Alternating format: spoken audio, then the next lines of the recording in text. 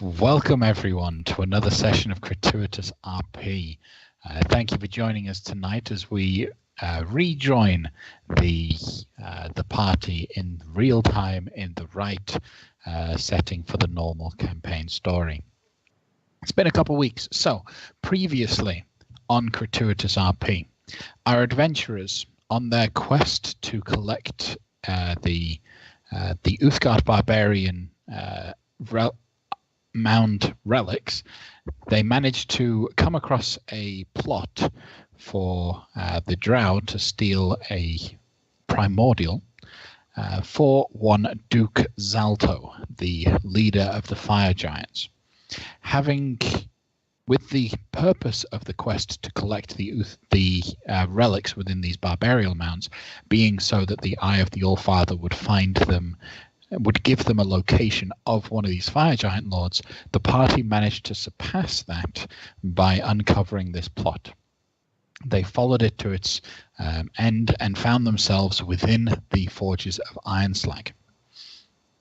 Now, Ironslag is a huge ancient forge which is currently being held by the fire giants, and they're using it to recreate something that the party have heard of called the Vonindod. But what it's for, what it did, they don't have too much detailed information about it, only that it's a very powerful ancient colossus. So they entered into Ironslag a little preemptively and explored the area before very quickly finding themselves in some very difficult combat situations. Just as Duke Zalto himself was coming to greet the party in his battle glory, the party managed to escape. They teleported temporarily to the plane of Arborea, where they could rest and recuperate for 8 hours, regather their strength, come up with a plan, and go back in. So we left the story with the party using the cubic gate that is currently or temporarily in Loic's possession to travel back to Ironslag, and Loic used all amounts of magical focus he could to be able to ensure that they managed to get exactly where they needed to. This cubic gate doesn't normally work so precise. So when he managed to focus in on the interior of Ironslag, it stressed out the teleporting and the portal that was created somewhat.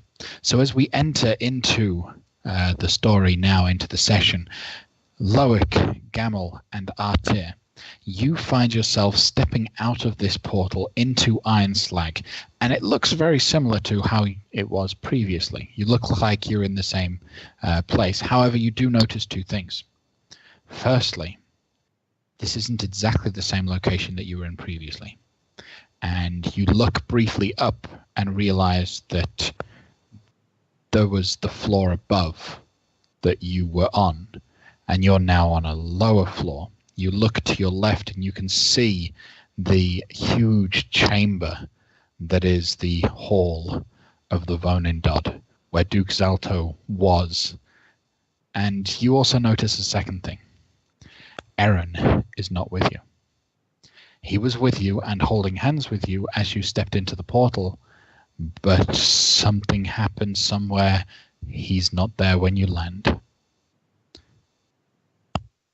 What you see before you in this enormous chamber is you're in a circular section. You have two exits before you. One leading off west, which you know to lead off into the main, thank you. Which you know to lead off into the main chamber where Duke Zalto is. And then one to the north, which, looking at it, I'd like everyone to roll perception checks.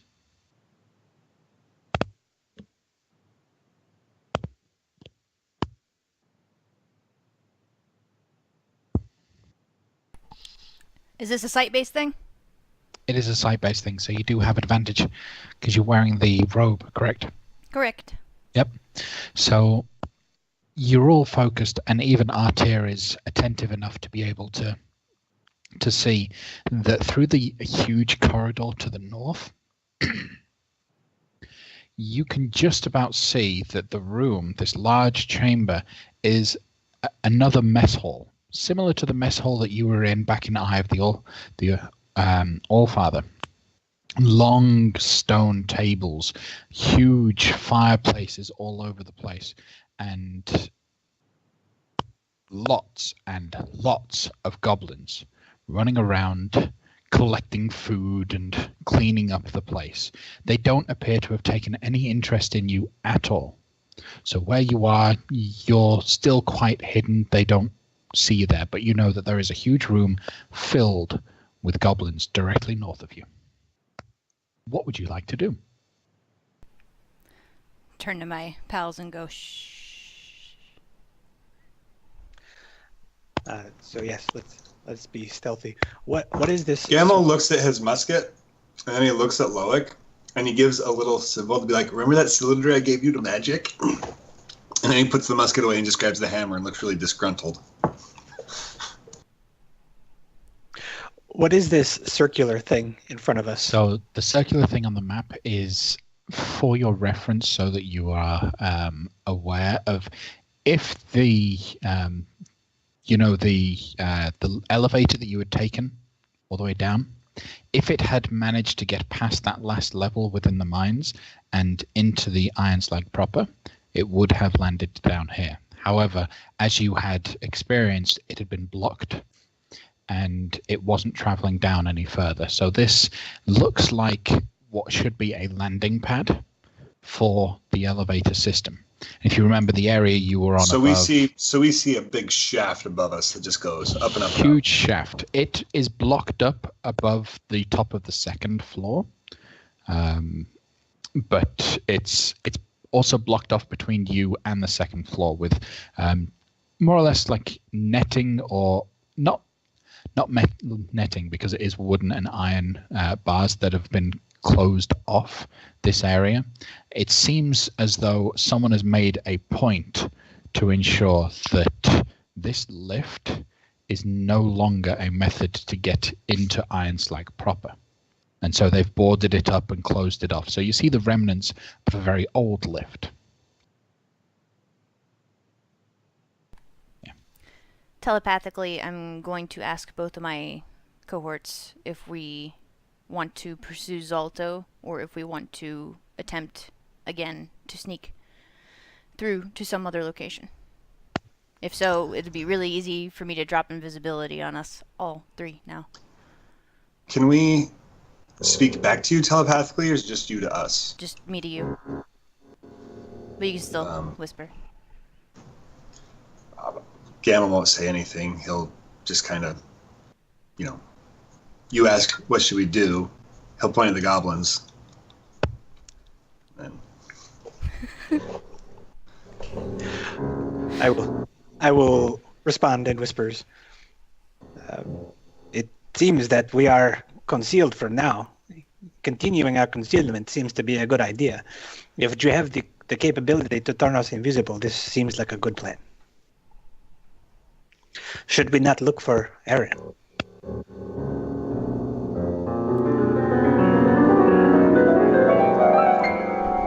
yes, I do not care to. Every time we come back to this place, we suddenly lose a companion. That is somewhat ominous. Alright, let's prioritize finding Aaron then. Hopefully he didn't get lost on the way here in the astral plane.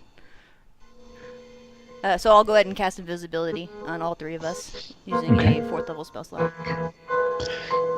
All right, now does as you start invisibility to cast require... that, as you start to cast that, Gamel's actually going to go and grab Artir and then grab Loic, because Gamel did this once and lost track of everybody. So he's going to make sure we've got some contact before you can make us all invisible. Loic, the components for invisibility, does it require verbal components? Yes, it does. Okay, then I'm going to need you to make a stealth check to try and cast it quietly.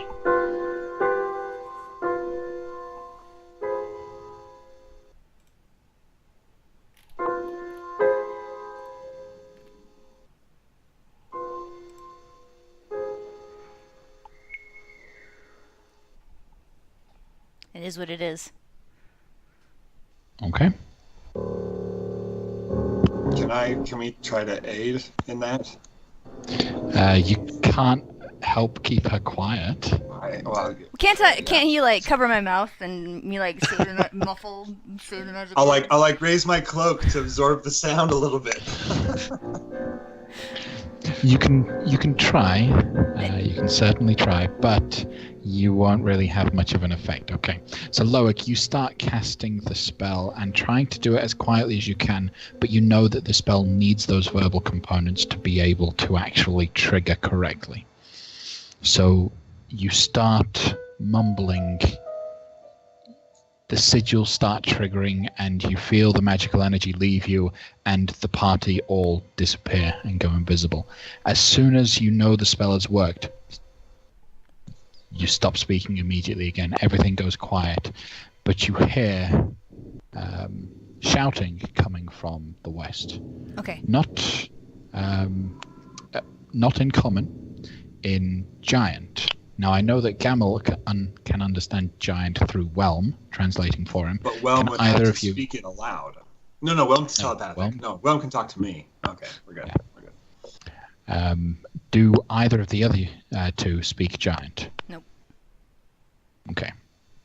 All right, so what you hear, Whelm translating to you, Gamel, is Duke Zalto appears to be shouting orders at some human individuals that are around him. Move! Come on, hurry up! You don't want to take a lashing again, do you, boy? Come on! Then a moment goes by and he turns and shouts something else, completely different this time. His tone, Whelm is trying to convey to you that his tone is changing. Cinderhild, what are you doing here? The tone in which Whelm understands the verbal and the translation to be is one of a father speaking to a child.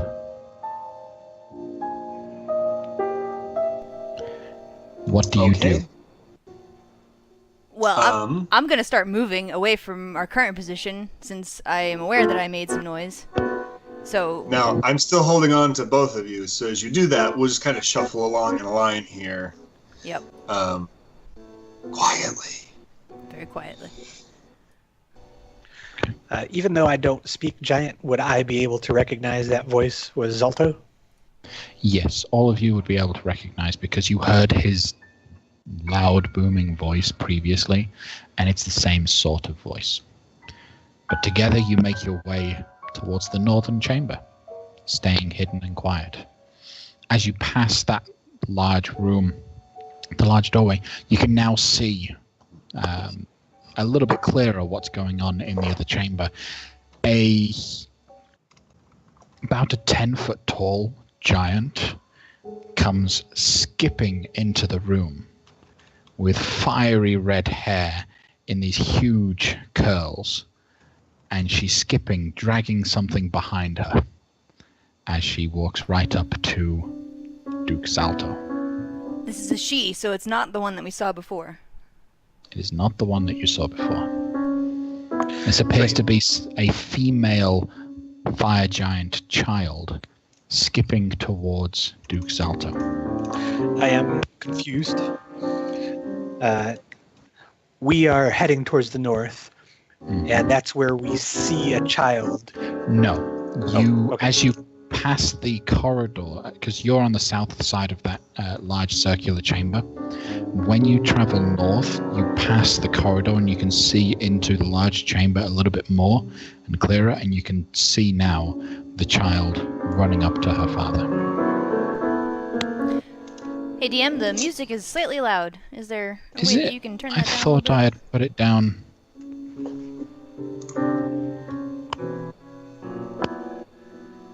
How is that? Much more. That's better. Thank you. Okay. All right. Gamel kind of wants to go to the west, so as we're passing by, he's gonna like tug a little bit to go that way, to see if Loic and Artier will go that way, or if they want to keep heading north. Telepathically, I'm gonna say I thought you wanted to find Aaron, not go meet Zalto.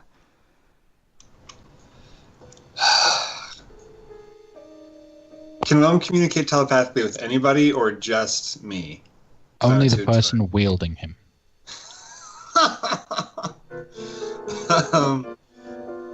You can indicate by yanking a certain direction to reinforce your. Yeah, opinion.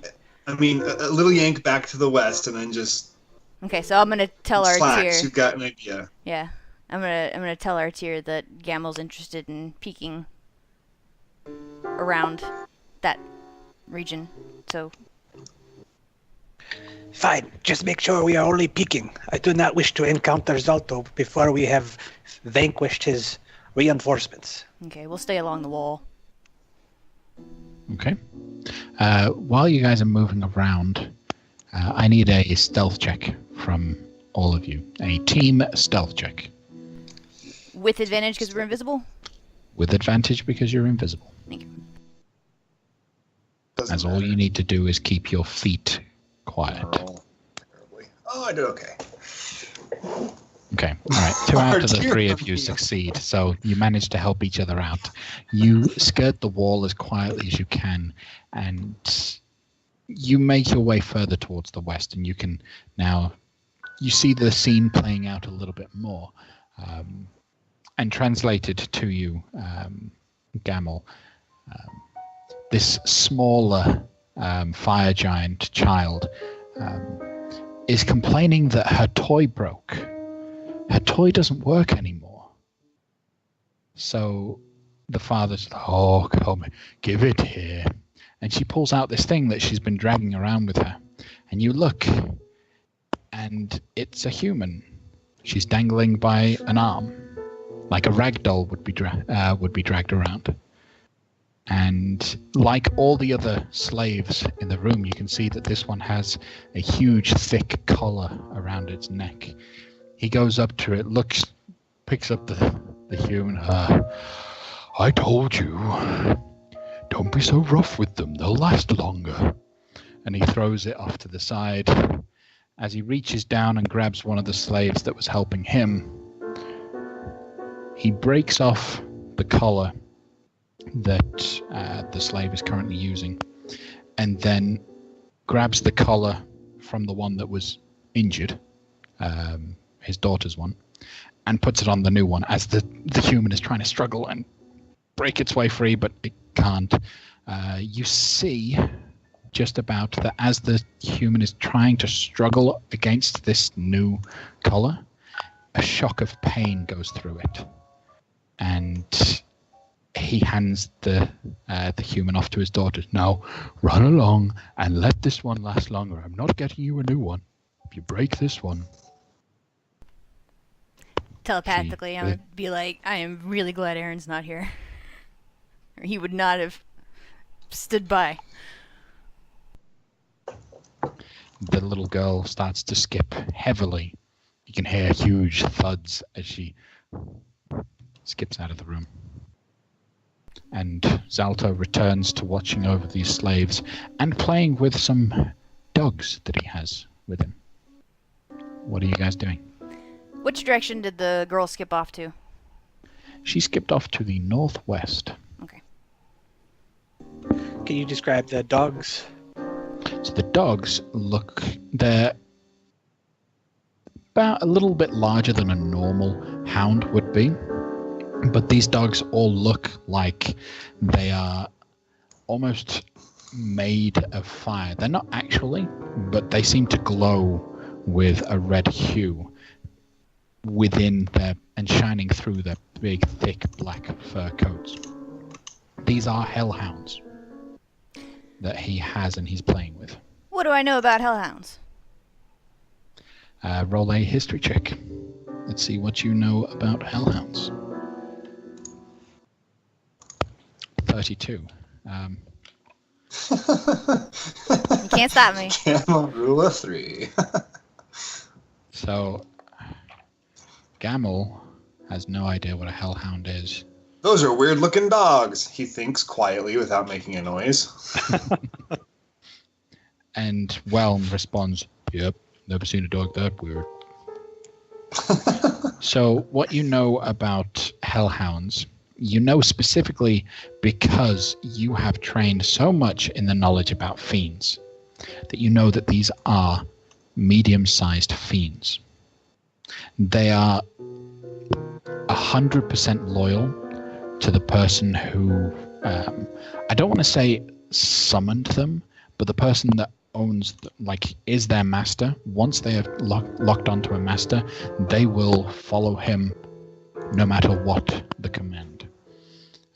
But they are constantly hungry, these hellhounds, and so they have to regularly be fed. But that's what you know about a hellhound.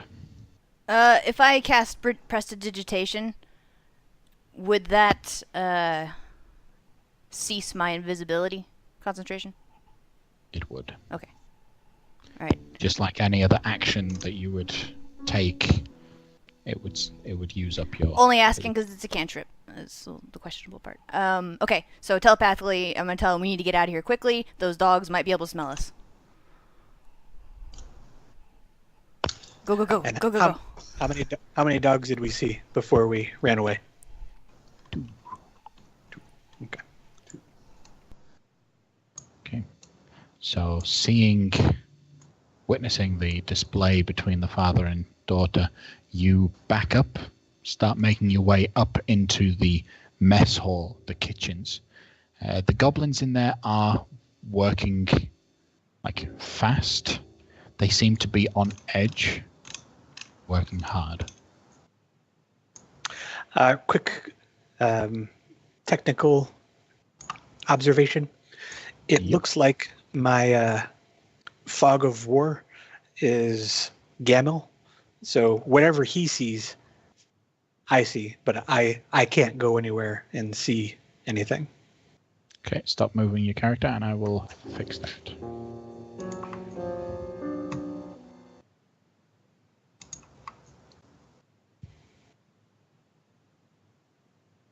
There we go.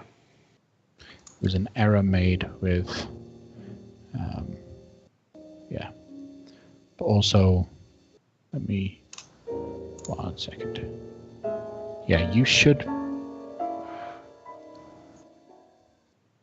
global illumination is turned on, so you should be able to see the entirety of that room. Can you not?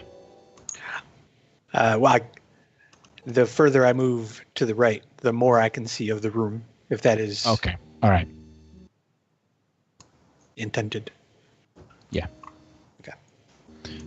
So, you can now see the sheer amount of goblins running around in the room. Where are you going and what are you doing? I'm going to tell him that it looks like there is a path, a large path, in the middle of the room that is perpendicular to this. From what I can tell. No matter what, we're going to get within 5 feet of a entity. So we just have to stealth very, very carefully unless you guys have any additional things that you can drop on yourself. Nope. Okay. And I will... I have a hammer. I can drop that on myself. I'll lead the way, and let's try to stick in a single file line. Okay. So, relying on the stealth checks you guys had already made, you make your way through that chamber. Are you heading off to the western side, or are you going to explore some of these offshoots on the east? We want to explore, right? Well, we're looking for Aaron. Aaron. So yeah, if we don't see Aaron, we should continue exploring. Okay. We'll probably move away from Zalto.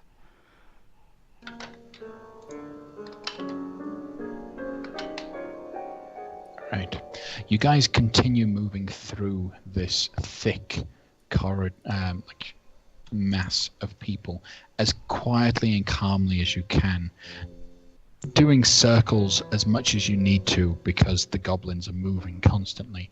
There are moments where you swear one of the goblins will just turn, look right at you, and start. Yeah, and go back to work.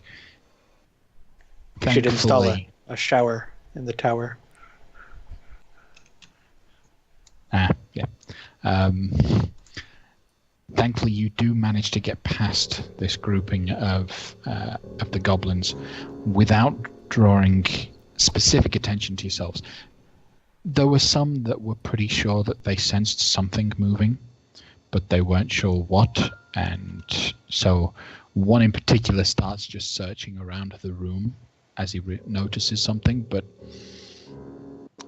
it doesn't seem like he's actually following you because he's got no idea where you are. But now that you move up, you can see a little bit clearer. So from your vantage point now in the center of this this large room, you can see a long corridor heading off west that leads to a set of huge, giant double doors. The doors themselves look iron, but they are on huge pins, so they are swinging easily. And you can see them sway a little bit, whether it be through wind or maybe someone's passed through it recently and they're still swaying. To the east, you turn and you just about see that a small corridor breaks off, going north and west, off on the eastern, north and south, off on the eastern side. In honor of Aaron's missing status, I'd like to perceive with my snoot. Okay.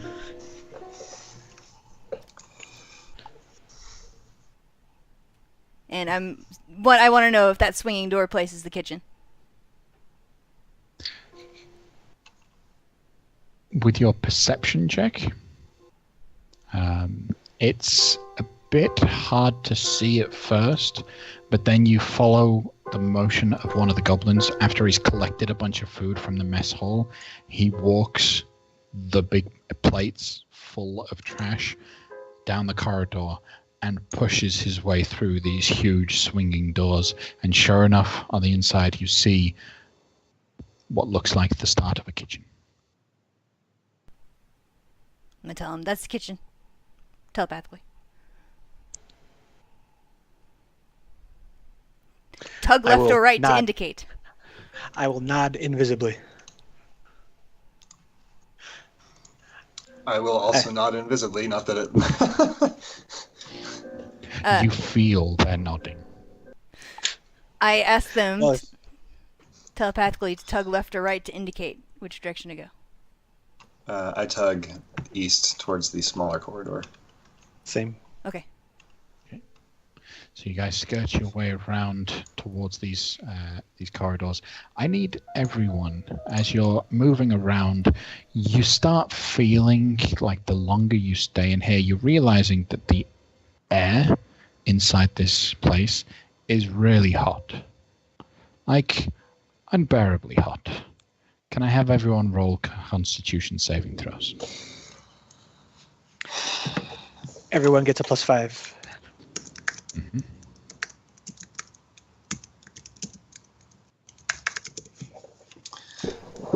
Uh, 21. Just waiting on Gamel. I need to check one thing real quick. There's my roll without the bonus, but I think I may not have to make that roll. Hold on. Even so, a 31 is pretty... That's high. probably fine, yeah. So you guys realize that the air is hot, and the longer you stay in here, the hotter it's going to start to feel. But you guys are fine. You don't take any sort of damage. You just brush the sweat off and you keep going. You make it to the end of this eastern corridor, and you see that it does split. You see these large 10-foot wide, 20-foot tall doors. And inscribed into the door to the north are a bunch of giant ruins.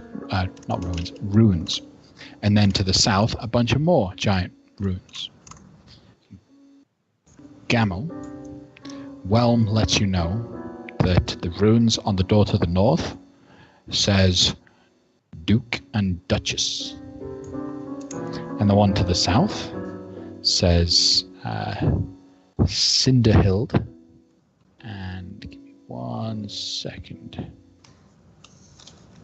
I can't remember his name.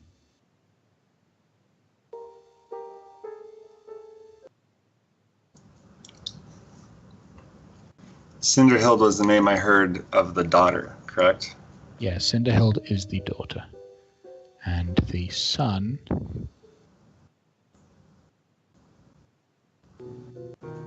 I can't remember. Zoltyr Jr. Yeah, Zoltyr Jr. Can't remember his name right now. I know I have it in my notes somewhere.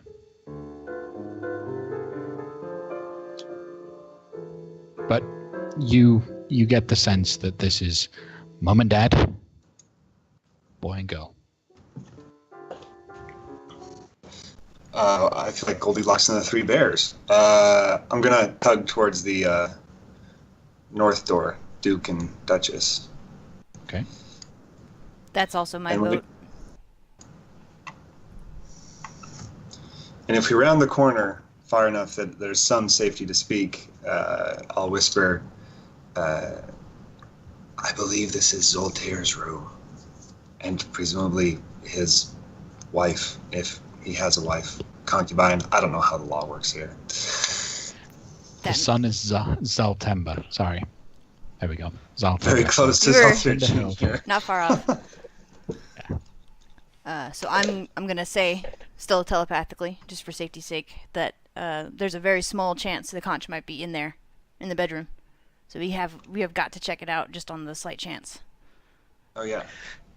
If this is the Duke and Duchess's room, perhaps the Duchess will be in there as well. Be prepared.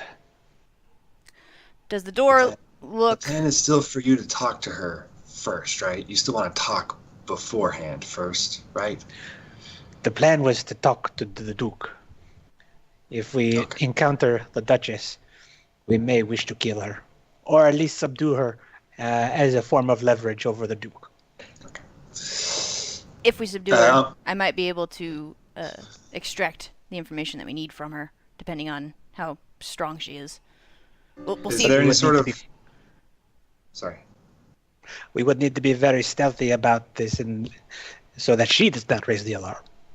If we were to encounter her, perhaps a method of preventing sound from escaping would be ideal. I do Alright. have that Got it. spell prepared. Yes. Okay. Excellent. Let's go in, and if there's just one person, let's lock the door and take care of them. If we go in and there are a lot of people, let's just be quiet and observe for a second. And if we go in and there's no one, great. Does the door look particularly heavy, like it's going to make a lot of noise if we attempt to open it? Is there a latch? Is there like a doorknob or lever or something? Let's examine Make the an door. investigation check on the door. That is a big stone door. So, Gamel, since you are a dwarf, you do have advantage on this. It is a big stone door. It is a heavy stone door. That's what I get with advantage. It's a big, heavy stone door. The way that it's set up, it does appear like it can be locked. Whether or not it is, you're unsure. The door handle is 10 foot high, so you can just about reach. Well, you can't, but your companions could just about reach the handle to try and move it to see whether or not it's locked. Loic, you're able to tell just a little bit extra by the way that it's sitting. You look a little bit. You figure this is a locked stone door. I was about to say I could also use my tentacle. Like 10 feet ain't nothing. But I'd like perception checks from everyone. That was the wrong. Is it Sound or vision? It is sound based. Okay, so Loic and Gamel, you do hear what sounds like humming, like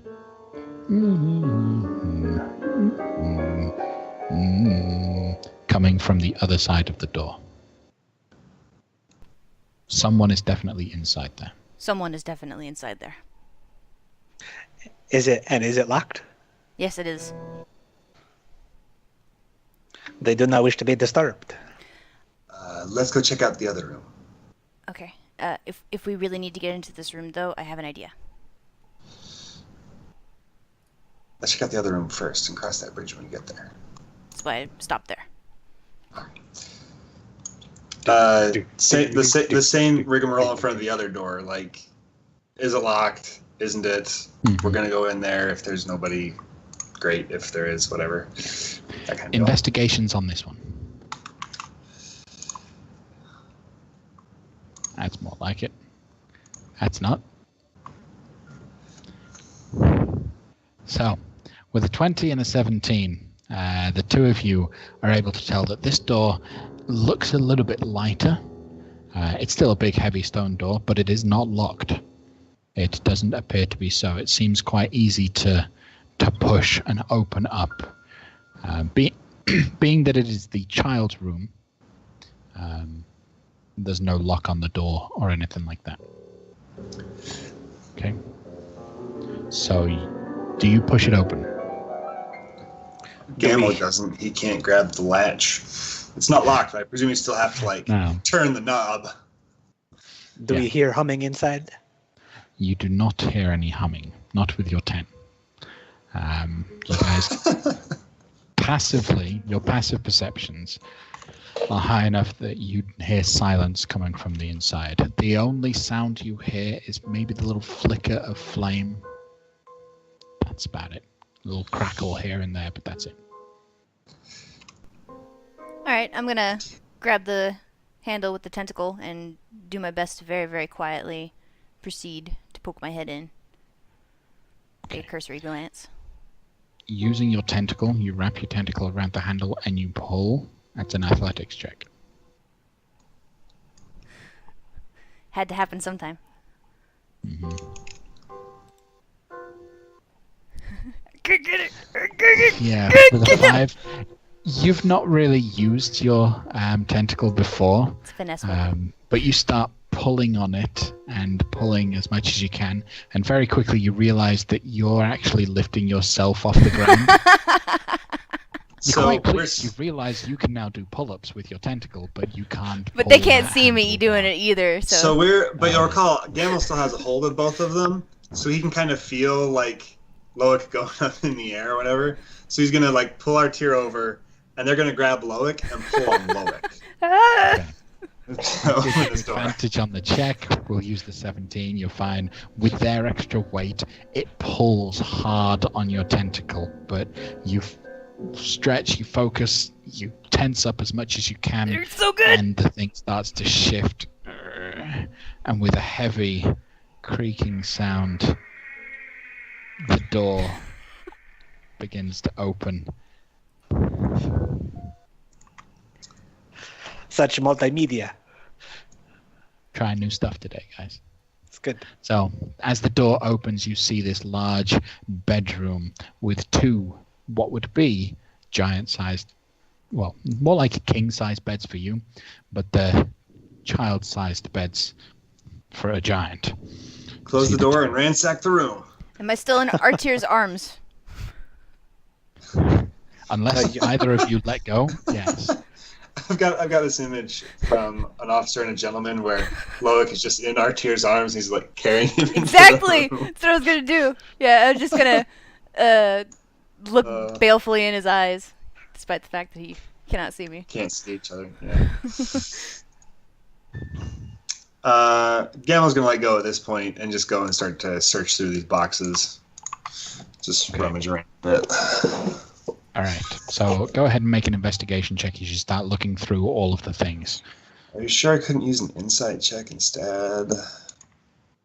I would love to see how your insight on a big, huge cardboard box would be, But Yep, you that's find a card. That cardboard box isn't self-fulfilled. It's Yeah. it's missing out important aspects of its life. It's not full enough. That's what I insight out of that. so. Gamble, what you spend some time looking in the bedroom, looking at a bunch of stuff. You pull up a pillow, you see, oh, there's a tooth, and then you kind of fascinated on a. Is it a giants giant tooth believe- or is it a giant's tooth or a small human tooth or a It is a goblin giant's tooth, but Okay. you start focusing on just the realization that maybe, well, do the giants believe in the tooth fairy as well? Is that a thing? Do we? Gamble Like- considers taking the tooth and leaving some money, but chooses not to. Okay, all right. If I see this Um, happening, then I will leave some silver behind. Okay. Take the tooth. Are you gonna take the tooth too? I'm gonna take So the you have a tooth. giant. You have a child's giant tooth. I'm gonna put it on a And string how and much call it a silver trophy. do you leave? 10. 10 silver. 10 silver. Okay. That is like a In the quarter world for of giants. Faerun, that's a decent amount. Most parents these days give 1 silver, maybe pushing it up to 5, but 10. Well, Okay, 5. pretty good. Because Zalto would, of course, leave his child like a hoard of gold. So I'll do 5. All right, so looking around the room, you guys spend a little bit more time. You don't really need to roll too much. You spend enough time to be able to look through everything, get a decent look.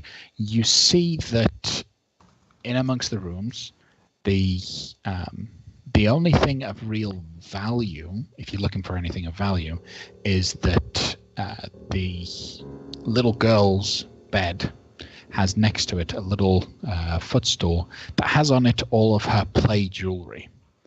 And the way that it's treated makes you kind of look like it is like toys to her. However, these are actually very valuable items, and you find a pendant that's worth approximately 2,000 gold pieces if it's valued and sold to the right person.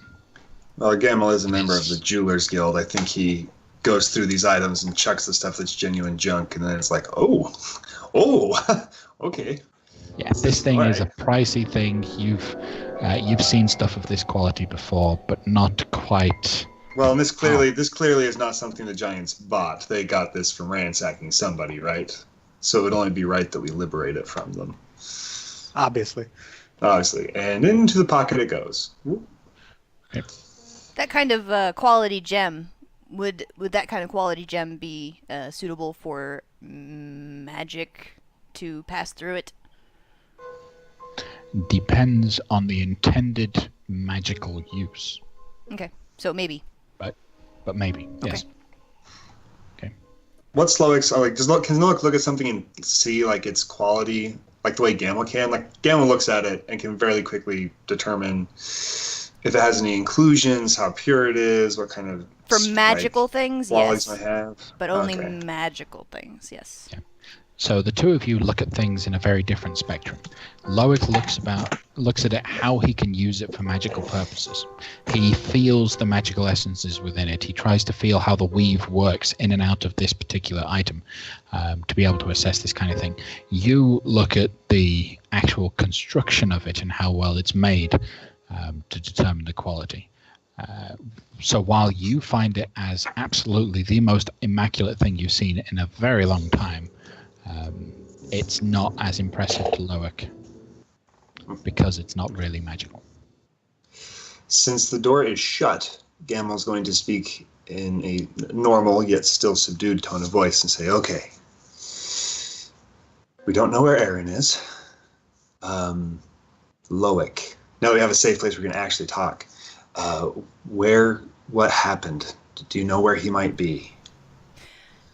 Did I feel him? Well, first of all, I need to know whether or not I was the one that was holding on to him during the teleportation, the portal jump, and then whether or not during that time I felt him leave or get yanked away from me, or if that was like how the timing worked in arriving where we So arrived. when you, out of practice, I believe you said that you make a point to try and touch everyone, so that you have some physical connection to every person in your group, just in case of separation and things. So you did feel somewhere in the transition between Arborea and Ironslag, you felt him disappear, but it was so instantaneous that it was also the moment that you crossed into the material plane. You felt this presence disconnect from you. You looked around. Erin's gone. Make an Arcana check.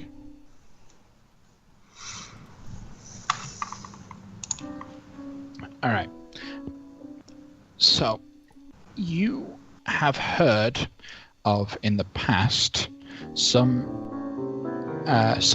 when you overstretch a magical item or a spell and you manage to overstretch it, sometimes the effects twist ever so slightly when it happens.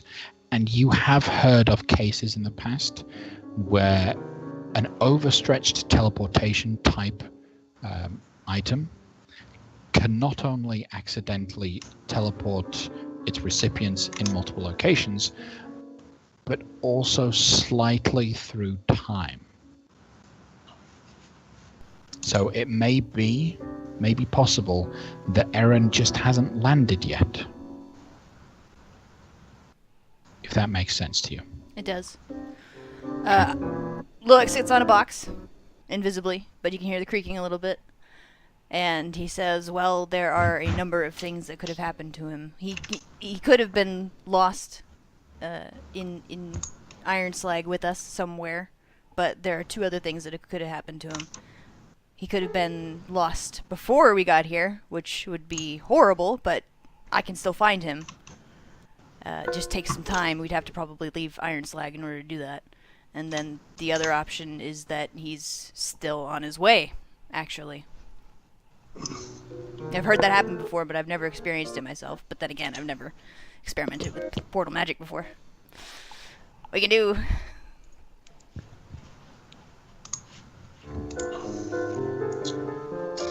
So he may be here nearby, or he may be just somewhere else on the material plane. If he's somewhere else in the material plane, he'll be very near to where we're at. He'll be around Ironslag, but the time in which he arrives is a big question mark. Well, I think then I do have a solution. We risk much. Oh, go ahead. Yeah. I do have a solution, but it will also take time because I came in from Arborea expecting a big battle, so I did not prepare many of my communication spells.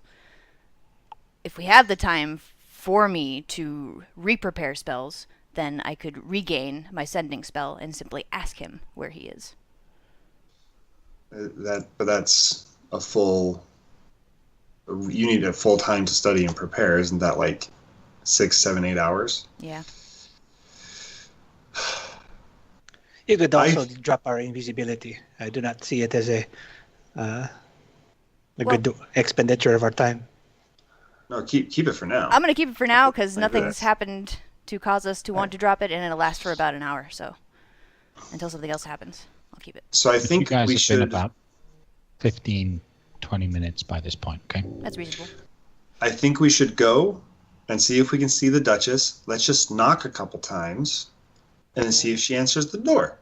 And then when she opens the door, we just push in. Or maybe Artir could speak with her if she speaks common.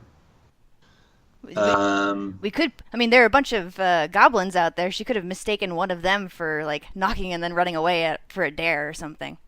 Or it could be like, "Hello, your lunch is ready, and I'm delivering it to you." Or there's a problem with the meal or something. Or help! Someone's attacking Zoltaire in the other room. Zalto, get his name right if you're gonna try that. Giants' names are ridiculous. Anyway, okay. Not good dwarven names that make sense. We could simply wait in this room until we hear that door open. And then, assuming that someone is leaving from that room, go in when it is vacant. Well, unless the sound we hear is someone going in and closing it, and then now there are 2 giants in that room. And then also they'd witness us opening this door in between us. Yeah, I do not. we would wait until they left before we open the door. Oh, I got you. I think we should carry on. And if Aaron arrives or if we run into him, that's great. But I don't think we should. The area is too dangerous. There are too many people. There's too much happening for us to be letting down our guard searching for Aaron. I think we need to be about our business and focus on how to accomplish that with the 3 of us here. Are you saying that because you no longer want to go into the room? Because the reason why we wanted to go into there is because they might have the conch. No, I'm quite happy to go in. I just say let's focus on we are doing this for the conch, not to search and poke and try to find Aaron. I think we risk too much by moving around with so many other people. Don't even worry about it. We'll find Aaron. I'll find Aaron. Right. No problem. Just need time. So let's go in battle mode and just try to get into the room sneakily if we can, since we are invisible, and then subdue who's ever in there and see if we can get information and get the conch from them.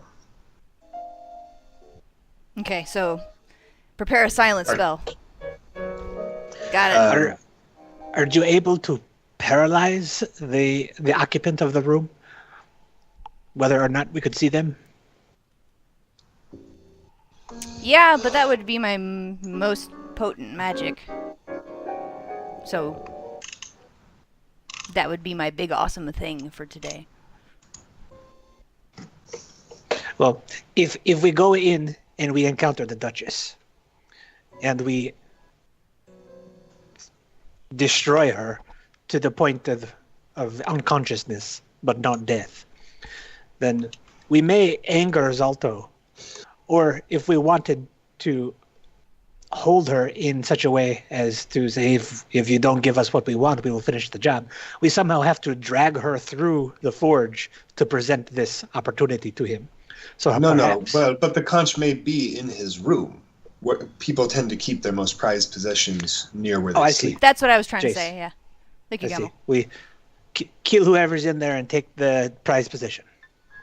I like it. Very simple. Let's do it. Well, kill them if they deserve it. They deserve it. They probably do. This is an ancient dwarven hall that has been overrun by people who murdered the dwarves that lived here. So, yeah, I think one would back me up on this one. The giants here need to go. All right. Now, I like that we have a plan, but we need to think about the after fact. When Zalto's wife ends up dead and he discovers it, that will ruin any of our chances to actually talk to him. They seem to actually have a loving family to some degree. However that works. He has to discover it first. If we can take care of this quietly and not have anyone find out, we're fine. We're only in trouble if everything goes south on us. But if everything goes south on us, we wouldn't really have a chance to talk to him anyway. I mean, there's only a 50-50 shot when Zalto sees us. He won't try to kill us immediately anyway. Basically, what I'm trying to ask is, what do we do with her body once we kill her? Is the bedroom. We put her in bed, pretend she's asleep. Also, at that point, I don't think it'll be more than a half an hour from that point until we actually go find Zalto. Like, if the conch isn't there, we head straight for Zalto to parlay, and then if that doesn't work, to try to defeat him in glorious combat. All right, I'll follow y'all's lead. All right. But we still have a giant locked door in the way. Well, we knock on it, and then she opens it, and then we slip between her feet. Or if it's just her, we just shove her inside and close the door behind us. Who's going to shove a giant? You? Whelm will do his best. He has very strong feelings about where giants ought to be. Okay. So, okay. All right. Ready? I suppose so. All right, let's do this. So you guys start charging back up the corridor, still invisible. Not charging. We close the door, walk stealthily. We're not like doing a battle cry and running down the hallway screaming. But you are going to go and just knock on this giant heavy door, right? Yes. Well, should we try picking the lock? I mean, I do not have the skills myself, but perhaps one of you do.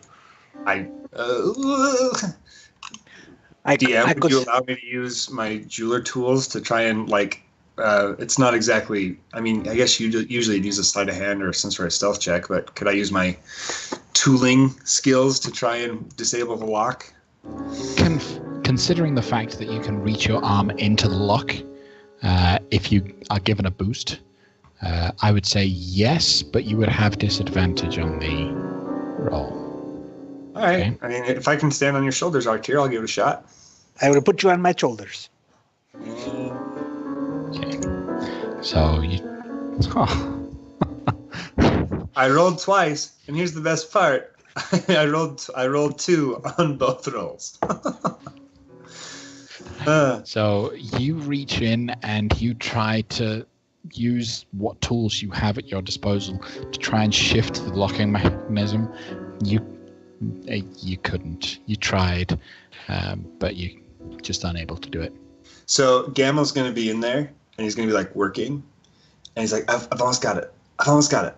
Okay, I got it. And then he's just going to pull out Whelm and just conk on the door, and then be like, Okay. That'll do. That'll get it. Right. With a loud conk, when the hammer hits the door, it shakes powerfully because Whelm wants to get inside there, and you feel that he really tried to push on that door as hard as a hammer could when someone else is wielding it. A moment later, you hear a voice respond in Giant. What do you want? Don't say anything, just knock again. I say telepathically.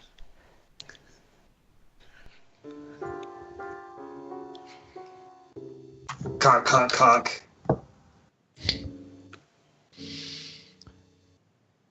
Heavy footfalls as she walks over to the door, and with a loud click, you hear the door is unlocked, and it starts to shift and open up, revealing a huge female fire giant in what appears to be a long dress made out of dragon scales sewn together.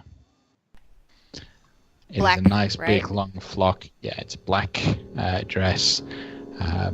Looks like she's doing up her hair.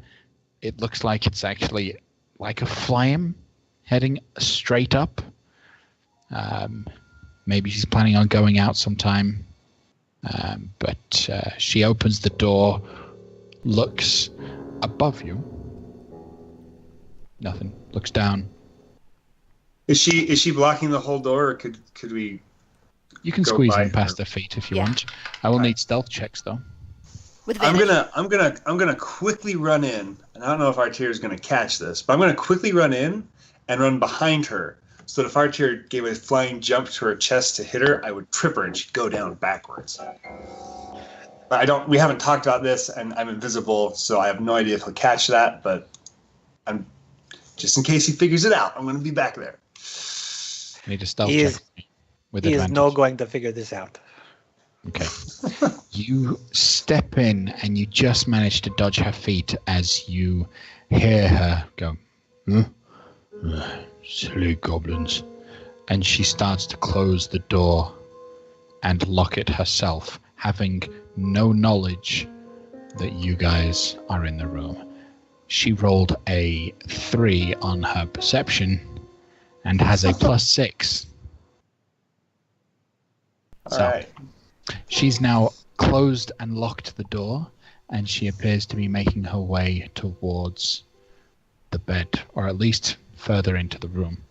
You can see now in the light that as well as this long black dragon scale dress that she's wearing, she does have a lot of jewelry all up and down her arm. And right next to where she's standing, with next to her bed, is a huge greatsword. Huge by giant standards. A greatsword by giant standards. Is it too big for Artier to handle? Because he's a big fella. Nope. It's a heavy weapon. So if Arte can carry heavy weapons, then yeah. Gamel's gonna wait because Loic said he might have something to like keep her quiet and everything. So he's just gonna wait with Whelm until he gets a signal to go in and do something. Can you put her on the map? We can't see her if she's there. You can't I can see I it? can see her. I can Oh. see her just fine. I cannot. I cannot. Interesting. She's gone over to the dresser between the bed and the dresser. Yeah, we see nothing. What's strange? Gamel has a headache, like the kind he had last night, and he seems to be seeing things no one else can. This may or may not be him having a mental breakdown. By the way, Matt, the idea I had before was to get her to open the door, not something else. Oh, I thought there was the implication you had some sort of like silent spell or something to. Oh, yeah, that, yeah. Yeah, Can you see her? Nope. No. I can Camel, see can two. you now see two of her? I can now see two of her. I have no Gamel's idea. got double why. vision. He's leaning against the wall and rubbing his head. Like, what is going on? What strange magic is this? I have no idea why you two can't see her and Gamel can. In that regard, Oh, well, okay. She's What I really would like to thinking do- She's right there. What I would like to do is stand between her and the sword and wait for Loic to become visible, because I will know that will mean that he is casting a spell. I will use that as my signal to attack her. And Carl, did we try refreshing? I will do that first. Okay. I'm doing so right now. And then the next thing that's going to happen is probably me and that silent spell. okay. We're going to see if we can... If you can't see it, like if you still can't see her, then I will grab something you can see and put that where she is. Okay. Okay. So let me know if the reload doesn't work. So what you see her doing though during this time is she appears to be, well, putting on makeup. She has a huge cauldron right in front of her, and she's just dipping a huge sponge into it and slapping it on her face. That's cool. Yeah. Roll20 didn't load for me again, so I'm closing the browser and reopening it. Okay. We wait in a very tense silence as everyone considers what to do. The great D&D god of technical difficulties smiles upon you all. Rocks fall, everyone dies, but in a tech sense. Pretty much. Is there anything Gamel can be poking around without drawing any attention? Not exactly, like maybe like a perception check to just look around the room or see if there's anything outstanding he should be aware of, like, I don't know, servants in the corner or anything that seems particularly dangerous or fraught. So the bed chamber, this huge bed chamber, the first thing you notice is that the enormous bed has a frame that's entirely made out of crisscrossed iron swords melted together. Think Iron Throne, But it's a bed. Okay? Dangling above the bed are a large array of chains and manacles. Kinky.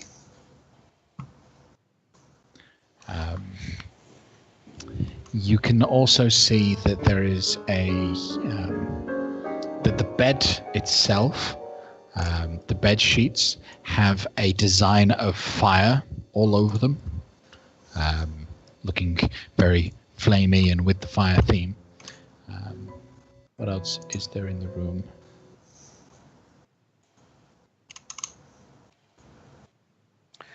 Is Directly there a- behind the bed, there is a huge, well, it's a 15-foot diameter shield that's placed on the wall that does have more dragon scales all over it as a trophy of sorts on the wall. Is there a container that may hold priceless items of interest?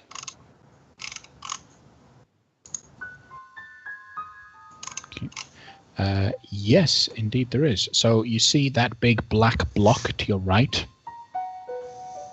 You look at it, and it is an enormous 10-foot tall table with quite a few valuables sitting on top of it, including one large chest.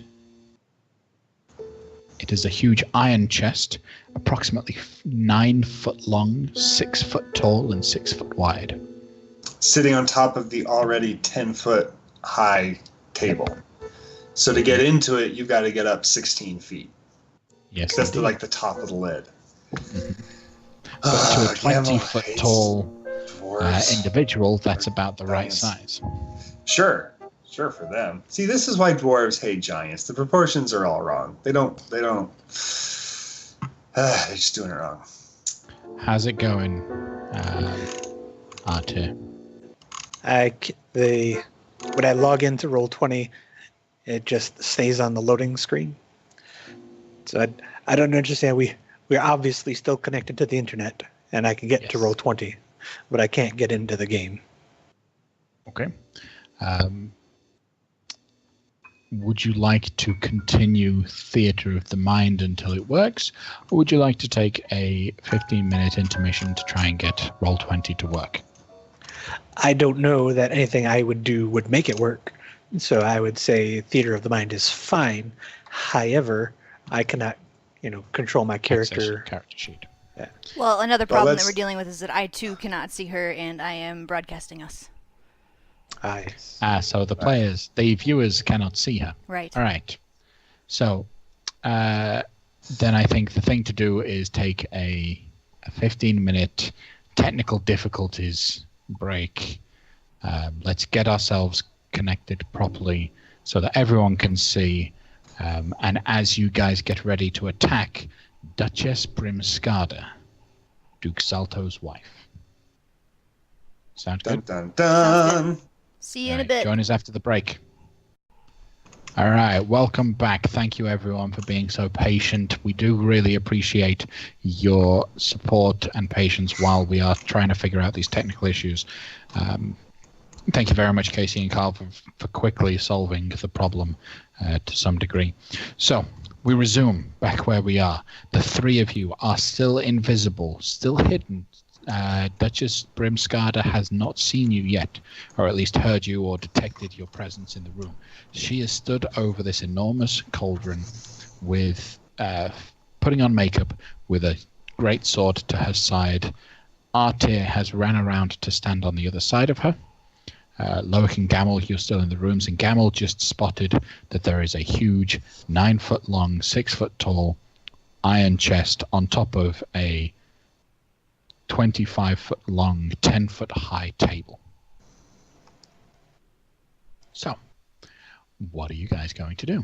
I cast silence! Okay. What does that sound like? Well, silence has verbal components. So, what are the verbal components of silence? Hello, darkness, my old friend. Do, do, do, do, do, do, do. Okay. As you cast the silence spell, and which location, by the way? So it's going to be centered sort of right here. So it's a 40-foot diameter sphere. Yes. And I want to catch her in it for sure, and I want to catch Gamel in it. So something like that. Well, if you catch her in it, Gamel is poised to run at her. So catch her in it. He's okay, so close that gap. I'll center it on her then. Yeah. Okay, centered on her. Yeah, and I definitely want to be out of it. Or you could probably move it down one and over one, so we're not wasting zone out of the room. Okay, it's great. Fine. All right, cool. Then as you cast the silence spell and everything goes eerily quiet, Artir and Gamel, both of you notice that everything goes silent. You heard the spell go off. We are kicking into action. I'd like everyone to roll initiative. I presume we get a surprise round. I hope we get a surprise round, since Gamel's ready to chuck the hammer at her face right now and she doesn't know we're here. And am I positioned by where her greatsword was? Her greatsword is here. May I By move my her. token to be there? Yes, you can move your token to be there. So I've tried a couple times to. Oh, that's So- what it is. You need to click on your I token. rolled that, but I hadn't clicked my character, so I'll roll to put him in the order. But can you change his initiative to the 20 that I had originally? Roll a persuasion check. Do I get advantage because I'm No. related to you? Oh, Yeah. Cool. All right. So, top of the round, Gamel. You get to go. we're doing Chuck Whelm. Okay. And then gonna kind of run into the zone. It doesn't do to shout while I'm inside the zone because no one can hear me anyway, right? Everything's it's fine. Just Chuck Whelm. See if I can hit her, and then go from there. Inside this room, no one can hear you scream.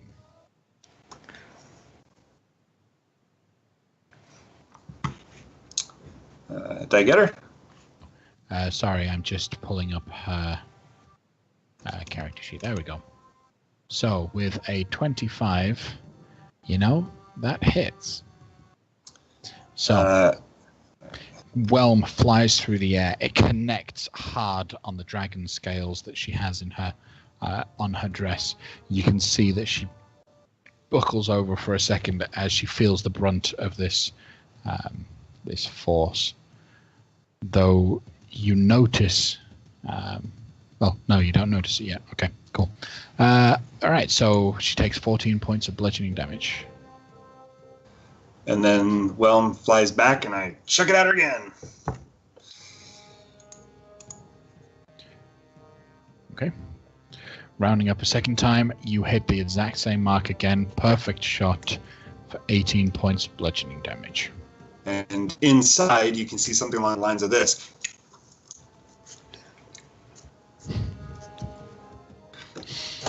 But of course, you can't hear anything because he's in a zone of silence. Anything else from you, Gamel? Let's see. There's no. No, that's fine. There's no. Ooh, actually, you know what? Yeah, I'm gonna move up over here. There's not a lot of tactical advantage, but I want to keep her in the zone, so I don't want her to think she can run towards me. That's all. Okay. So, Arte. May I use my item interaction to grab that sword? Yeah, you can pick up the greatsword. All right. And then I will use my bonus action to use my Hexblade Curse on her, which gives me stuffs. Yep. And then I will use my 2 attacks to attack her and do so recklessly. Okay. So go ahead and and- attack her. And I will do it with my Great Weapon Master, so I will take a penalty to hit. And the penalty is already included in the rolls, right?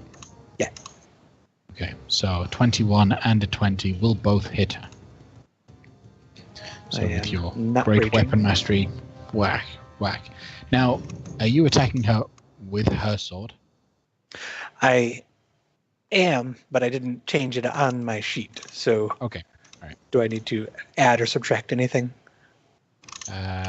No, you don't. Okay. Her weapon is just a basic greatsword. Okay, well, in Oh, that case, So subtract how much? 2? 1. One. One from Okay. both of those. So it's 20 and a 19. Both still hit. 27 points of slashing. And 30 points of slashing from the second one. All right. It's 2 hugely powerful slashing attacks. Anything else from you, Artir?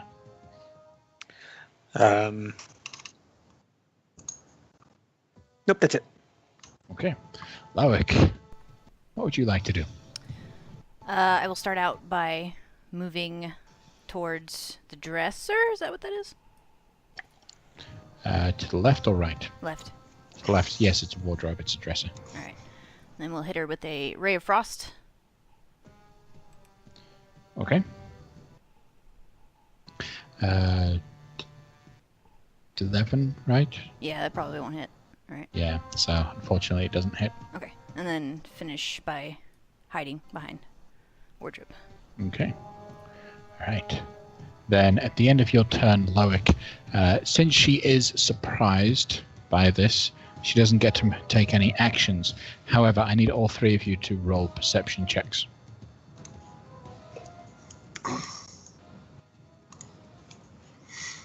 Mine's 11, not 18. All right. You're still really close. It's easier for you than anyone else. Gamel, you managed to notice it. And Loic, you noticed it because you were perfectly trained on this. She's taken a lot of damage, or at least taken a lot of attacks over the course of the last 6 seconds. You notice now that one of her bracelets appears to glow, and the wounds that she's taken, a large portion of them all heal up. Can I? No. Nope. Yeah. Not completely. She's still taken some damage, but the vast majority of her damage that she's taken is healed. Can I telepathically tell him that it's the bracelet, or do you want me to wait my turn? You can telepathically tell them that, yeah. Okay. It's the bracelet. All right. And To which Gamel looks at Loic and goes, Yes. that is all.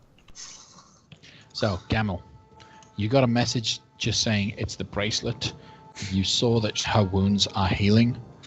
What are you doing? Well, can I see her bracelet? Yes, you can. It's a nice big thing. Telepathically communicate to Whelm. Hit her again harder, and if you can smack the bracelet while you're over there, make that a thing. Okay, go ahead I and don't roll think the I attack. have any other way to make that happen. As you're focusing on trying to hit that thing, Whelm overshoots, misses completely. And then returns to your hand. Okay, forget the bracelet thing. Just hit her in the head. Okay. So, since you're focused on the giant more than the trinket, Whelm is more than happy to help you with it, and you hit her square in the back for 19 points of bludgeoning damage. And he's going to use his extra attack. Mm-hmm. His action surge in order to attack again. Okay. And he's going to throw Whelm again because I'm against a giant, and Whelm's way better than bullets at this thing. All right. So finding his mark one more time, he connects perfectly. The same point. You can see some of her dragon scales are now starting to dent and break under the weight of Whelm's attacks. Which is a shame they're denting, because Gamel in his heart of hearts is covetous, wants to get those dragon scales by the time this is all over. And he's going to do it one more time. Why waste a good... If you got a good system, just go with it. Another solid attack. Anything else from you, Gamel? He'll be screaming uncharacteristically loud dwarvish chants against giants. No one can hear it, but it's filthy. It's really like core and racial stuff, like it's giants. All right. Then at the end of your turn, she actually begins to move away from the desk that she's on, which will give Artir an attack of opportunity. I would like to take that. Mm-hmm.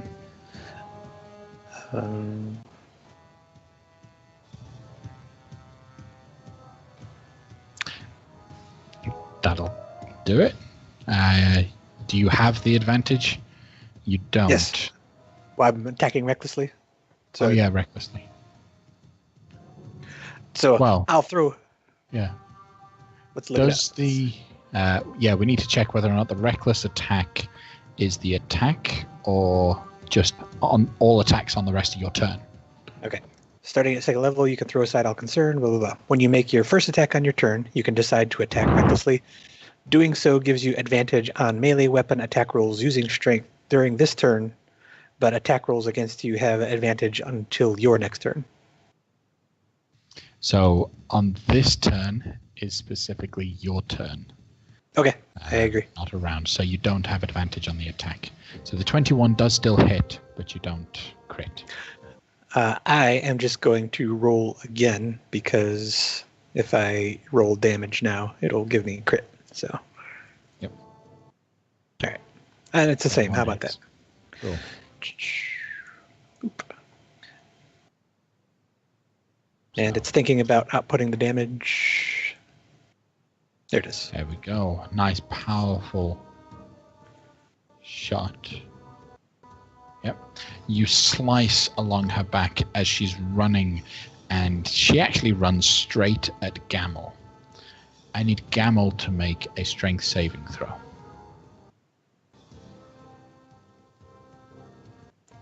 Okay. Gamel, as she runs up to you, she just whacks right into you, and you fall flat on the floor, prone. Artir, it's your turn. What would you like to do? I would like to stand between her and Loic.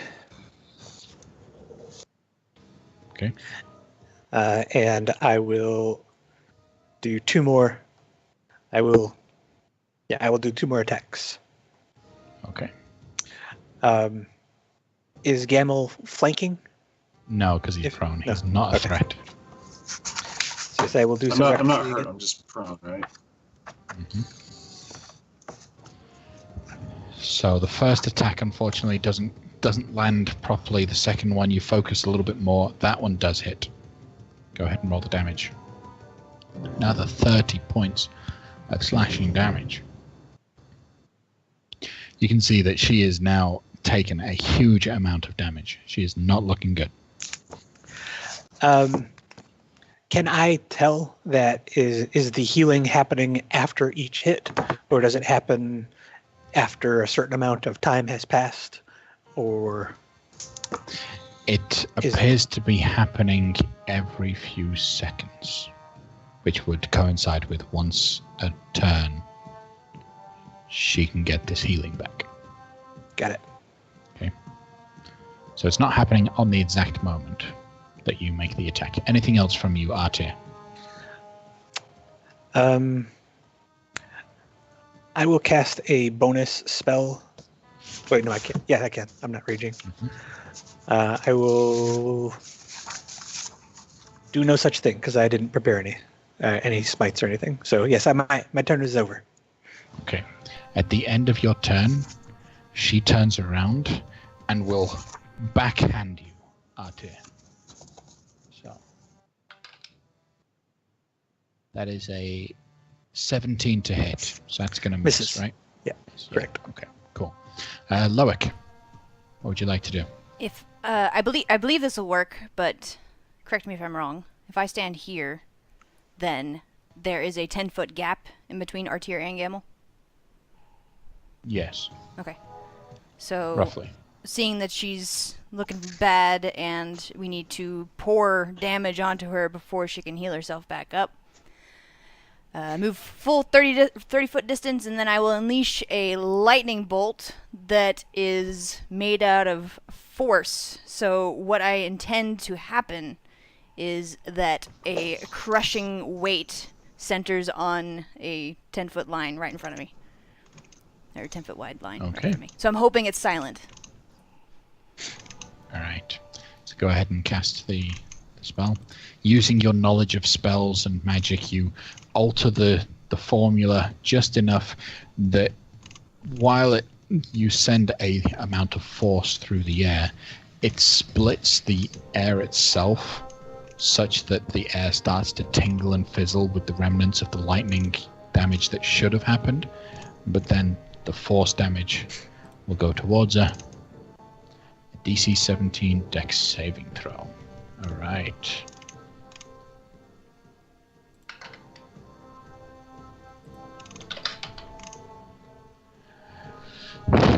She fails. Takes 28 points of force damage, you say? Force, yes. Yeah. Crushing. Okay. So as you see some of the scales on her dress crack, like literally split and fall off onto the floor. She's looking very weak, but she's still standing. As a bonus action, I'm going to remind my cohorts, don't kill her, we still need her mind. Okay. At the end of your turn, she will attempt to hit Artir again. That'll be a 26 to hit. Hits.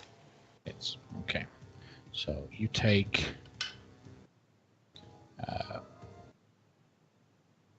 9 points of bludgeoning damage,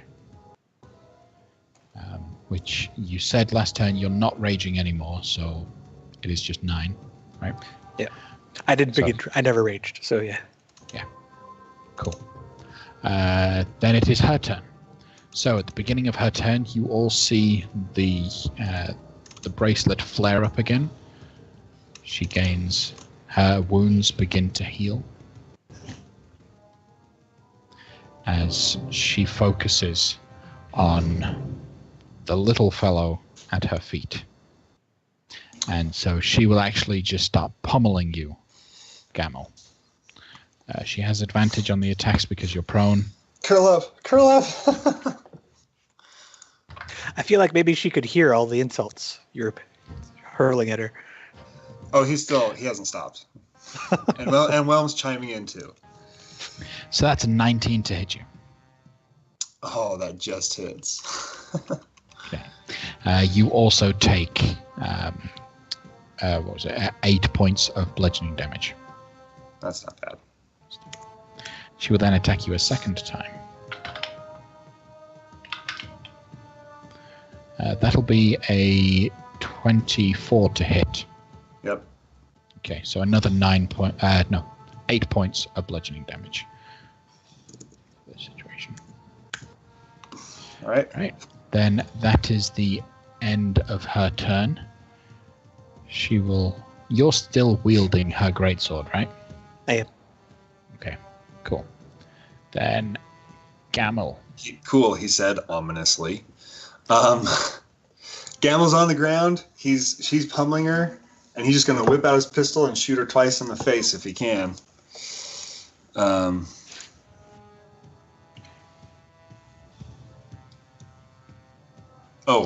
should clarify. The reason he's pulling his pistol is because he gets disadvantage on these shots because he's prone, but he's using grit points to even that out, so he should be getting the first number there. So the 18 will hit for 19 points of piercing damage. And then he'll shoot again with his extra attack. Okay. That will also hit. 16 is enough to hit.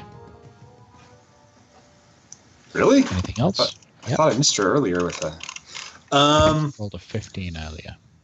And I guess, let's see. I'm technically kind of underneath her right now already, right? Yep. How far can I crawl? Half distance? Half your speed, yeah. All right, so I'm going to crawl 15 feet because I can move 30 thanks to my boots of striding that I attuned to. And I'm going to crawl over there. Okay. And then I'm still prone, and that's done. All right. You can spend the other half of your movement to stand up. You know that, right? Well, but I'm crawling. Doesn't that exhaust all of my movement? Yes, it does, because it's difficult for you to do so. All right. So then at the end of your turn, she will run at Artir to try and whack him. I need Artir to make a strength saving throw. As these two Goliaths just whack into each other. Strength, yeah. You manage to withhold her just perfectly. She comes up, tries to ram into you, and you just no. And she is unable to move. Artir, what would you like to do?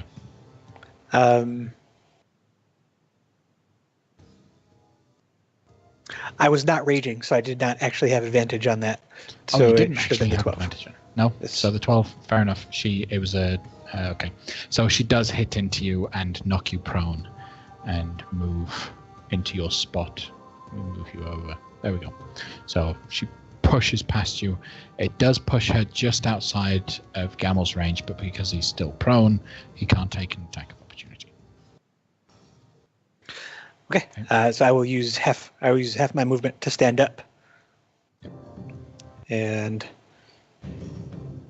with just getting out of her personal space provoke an attack of opportunity? Okay. No. I will do that. And then I will use some more movement to again stand between her and Loic, and then attack recklessly twice. Okay. Well, the first one's perfect. That's a crit. That's going to hurt. Second one doesn't. If you're doing it recklessly, you're doing it with advantage. Oh, that's right. I forgot to switch back. So I will swing one more time. Yeah.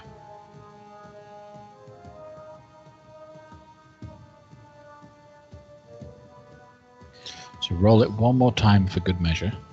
The 15 is the second hit from the first one. The 19 will be one of the second. Okay, so 19 versus 14. The 19 hits. So both of these attacks are going to hit. Go ahead and roll the damage for the crit first. All right, so that's what? That's 33 points of slashing damage followed by another 30. Okay. As your last slash cuts at her deeply, how would you like to kill her? I will do so Incapacitate her. reluctantly. I forgot to say that I was incapacitating her. So as I'm going down with the last strike, I'm like, oh shit, and that's it. And I just slash across and kill her. And let the Gamma rest and go on. Loic are both like, but you're in a zone of silence, so we couldn't tell him not to. So, in a oh well kind of mode, you swing the great sword down and you cut into her side enough that it shatters a couple more of those dragon scales, and she falls on the floor, dead. I drop the silence so that we can speak to each other. Why did we want her alive? I don't remember that part of the plan. Because we don't know where the conch is, and she probably knows. I could draw that information out of her. Okay, As soon as she dies, I need everyone to roll perception checks. Oh no. Is it sight or sound? It is just sight based. So an 18 from perception. Okay. So all of you, because you've been watching it earlier, you see the bracelet start to glow a little bit more. Almost as if it's trying. And it's failing, so it just continues to glow. I'm going to take it off and throw it across the room in case it's building up energy to explode. I'm gonna laugh at him and then follow where he threw it and then go pick it up. The moment you take it off of her, it stops glowing. You throw it across the room, and Loic chases straight after it. Okay. You go to grab it. You look at this ring. It is teeming with magical energy. Right? As established earlier, Gamel and Loic clearly see the world in very different ways. So, what are you guys doing? Well, the door's locked. We apparently did this without making any noise. Gamel's going to go for a high five. We finally had a plan and it worked. Woo!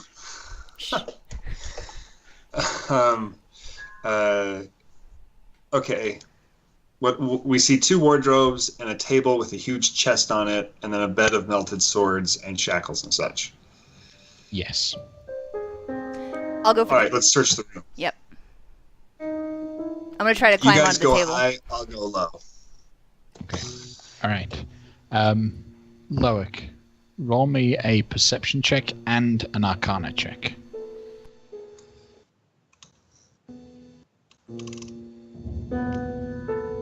Okay. All right. Combined, the two things kind of triggered. You don't know how it is. You're not sure how it works, but this bracelet appears to be connected to something else, and so you get the feeling that something is aware that it's not working. So you guys have got to move quick. Okay? Okay. You get this feeling of a connection between this and something else, and it keeps trying to search for the life that it was connected to. And because it's unable to, you get the feeling you guys need to move quick.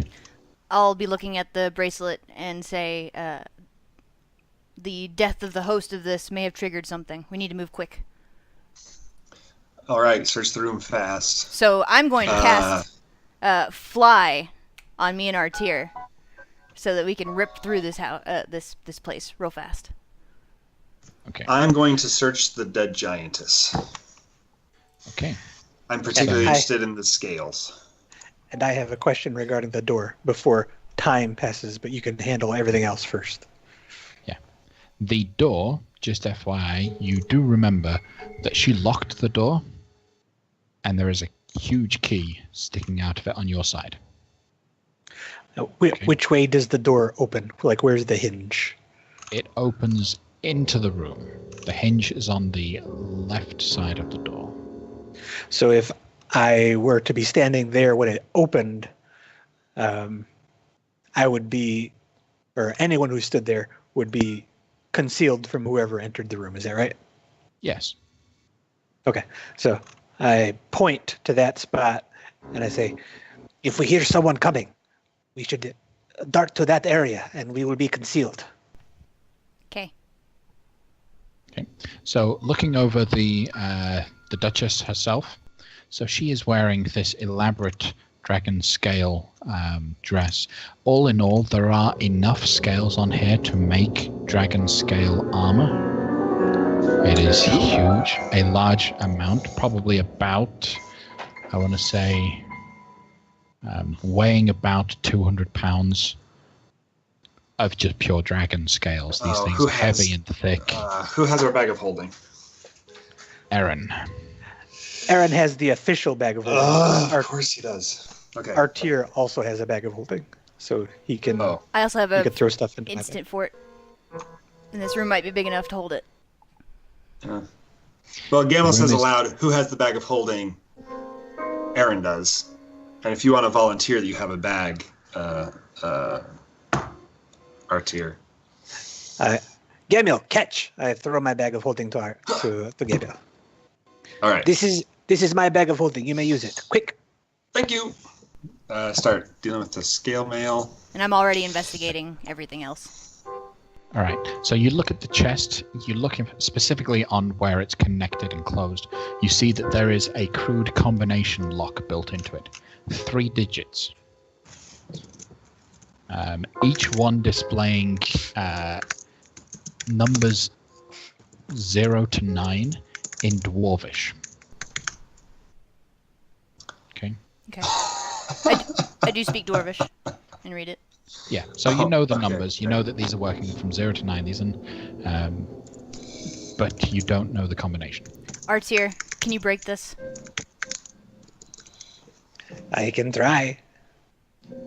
So go ahead and attack the lock. Or roll an athletics check. It's up to you. I will attack it recklessly. And you perfectly, recklessly shatter the lock. As you shatter it, I need both of you to roll dexterity saving throws. Oh, legit. We forgot to check for traps. If we're within 10 feet of each other, you have +5. Thank goodness. Okay. I don't have advantage. It's normal. So it's Wait, a 7 plus if- 5. If I saw it coming, then I do have advantage because I'm a barbarian, and if I see things coming, I can dodge out of the way in time. Except that you were recklessly attacking it. So I'm going to say, as this happened as part of the reckless attack, you're not really focused on getting what might be coming. You're focused on hitting. You both fail, and both of you take 45 points of fire damage as a spray of incendiary gas just erupts from inside the chest and sprays both of you. I will, as I'm drifting back into the air because I'm still flying, I'll hold my staff and do a little twirl in front of myself to dissipate the flames and take half damage. So you take half damage, which is 22 points of 22 points of fire damage. And then, like it didn't even phase me, I'm gonna dart right back in there. Straight back in, you see this thing is filled to the brim. You notice a couple things. There is a giant-sized adamantine crown. So really nice jeweled crown, if you wanted to keep that. Underneath that, you see what amounts to about 6,000 gold pieces, if you wanted to grab that. But also you see a huge shell. Arcana check, how to keep the magic. As soon as you touch it, it feels magical. Right next to the shell, you also see a pouch. A curious looking pouch. Which also, as soon as you touch it, feels like it's giving off a tingle of magical energy. How big is the conch, and how big is the pouch? So, the conch... It's about 2.5 foot long and weighs 20 pounds. In terms of how it looks, I will show you an image. That is the conch. Cool. It's got a rune carved inside the shell itself. It feels like it's magical. It's a conch. Cool. Alright, I'm gonna pick it up and turn around and be like, ba-da-da! Over the excitement of the shell, you look at this pouch. The pouch is about, I want to say, 6 inches in diameter, about 3 inches deep. It's a simple little pouch, something that you could ideally tie up and hang on your waist. Are you giving me a dice baggie? It's totally what it sounds like. Effectively a dice baggie. You open it up and you look and you see that there is a small pocket built within it, and then a large, like the main pocket itself. So almost like there's a main chamber and a small extra little pocket in it. I don't think I don't need... No, okay, never mind. I might have to do a check later, but we need to get out of here. So, I guess I'll stuff as much of that gold as I can in a reasonable amount of time into my purse and turn around and say we gotta get out of here post-haste. Okay. So what are you guys doing? Should we wait here and launch a surprise attack on whoever comes in? I don't have the energy to just sit here and hold up and wait. We've got the conch. Let's go. I can do the sending spell to Aaron later. We can meet back up with them outside. But we need to kill all the giants. They're slavers. Artir brings a point. It's not just the conch. The forges of Ironforge should remain cold. The fact that they are here pose a grave danger, as the king of Felbar told us. At the very least, we need to get rid of the Duke. Now that we've gotten the Duchess as well, and free the slaves to prevent the chance that they'll come for us in the future. Okay, well then let me ask you both this. Are you willing to die for that? I'm willing to kill for that. Yes, let us not die. Let us be successful. Well, I mean, how long does it take to use that conch? you blow it once and we get out, right? You don't know how the conch works yet. All right. Well, regardless, we still have our get out of danger free card, Which not to caused put it us to too- lose not a put it party too member. lightly. Well, yeah. I don't want to use But- that again. I've never used this conch shell before. How do you know that doesn't make us lose a party member? I wasn't teleportation suggesting that we is use not- it immediately. I would like time to research it. I'm gonna get behind the door Right. while we're all talking. We're not going to be able to hang out in the Duke's bedchamber for 8 hours and think that is going to be a successful way to spend the next period of time here. What made you How long think do you that need was to the plan? research it? I don't know. A couple of hours. I was hoping we could get out of Iron Slag, though, in order to do so. Right. So how do you advise leaving Iron Slag? I thought you wanted to use the conch shell to get out of here. I have teleportation circle, so if we just find a place where I can be at peace for 10 minutes, then I can get us all out of here.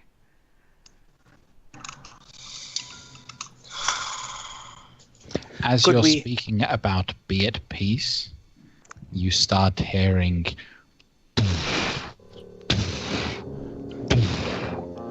against the door. Did I ever hear her voice? The first time? Say, who is it? You did. Yeah, she said something. Then I will minor illusion the exact same response to this little, who is it? What do you want? All right. So what kind of save does he need to make to be able to identify that that's not actually his wife? Well, he needs to think that they're okay. Yeah, he's got reason. It's an investigation. Check. Okay. For Duke Salto. See what his investigation is. His investigation isn't that good, so don't worry about that. Ooh. Okay. What's the DC? 17. He recognizes that that's not his wife. And he's like, I know my wife is in trouble. And he's saying this in common. Let me in.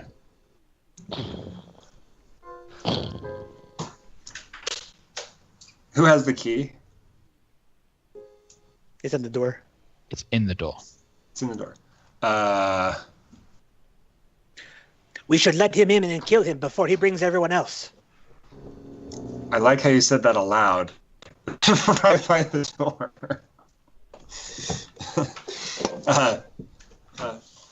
Okay, we're opening the door now. Is there any Gesture way? towards our tier, 'cause that's too high. Is there any way in which I could have the time to quickly put the fort on the floor, cause it to expand, maybe demolish the bed in the process, and put the conch in the fort and then re-close it and shrink it, just so that the conch is in there? Absolutely. I'm gonna do that. It takes an action to open the forge and to shrink the forge, so takes just a couple seconds. You do so. The conch and anything else that you want to keep safe are now inside the fortress. Okay. Okay. Anything else? I guess Artier and I are sort of messing with the lock for a second. I can fly, so I can. You can Actually, correction. I'm heading back here to the very back of the room, and I'm propping my rifle up and getting ready to go. I'll fly up to the lock and unlock the door. And Can we turn out the fall lights? back. You want to turn out the lights? I mean, I can't shoot them off here. It looks like there's one like torch in the room, right? There is. It's a big flame. Why would you want to do that? Don't they have dark vision and we don't? Oh, I have dark vision. that's a good point. I mean, I do too. I have low light vision, but they'll be able to see too. Well, yeah. No, All of you okay. involved have dark vision, so works. You'd be the same. Anywho, door's unlocked, I guess. So you've unlocked it. Yeah, Artier unlocked Sorry. it. Okay, And so Artia unlocked it. And I'm The going to heavy- use lay on hands on myself and heal 25 points real quick. Okay. All right. So as you unlock the door, with a heavy slap, the door starts to slide open, and you see Duke Zalto begin to stride in. One quick thing. We did get a short rest, right? In the time we were looking through the room and whatnot.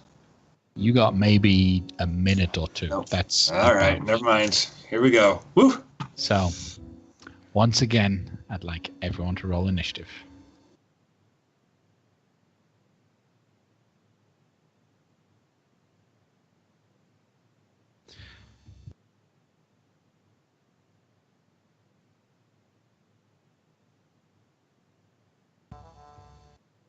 Archer, you still want to try to talk to him? Not with his dead wife behind me. Who now has had her dress ripped off, I'll point out. Somehow, I don't think communication will work right now. But who knows? You could roll that 20. Could, if Nat 20's meant automatic success. Well, I mean, he has his big bonus, too. I mean, yeah. So, top of the round, as soon as the door swings open, before anyone gets to do anything, Loic, you're in the corner. The door is opening towards you in a big, heavy movement. What are you doing?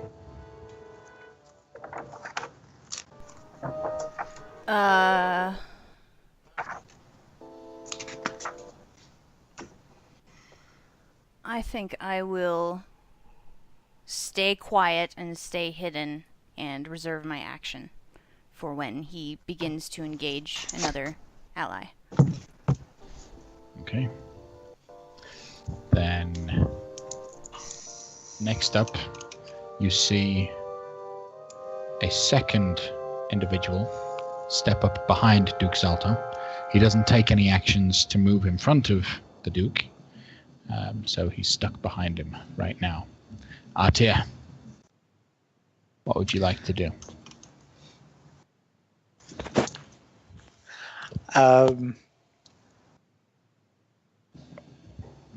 I will. Goodness gracious.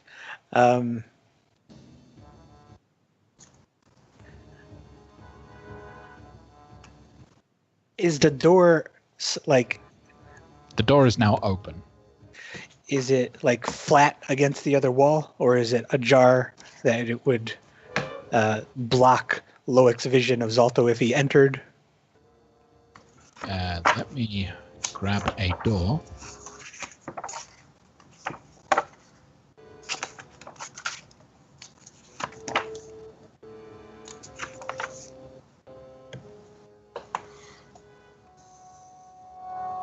So that's how the door looks right now, except longer.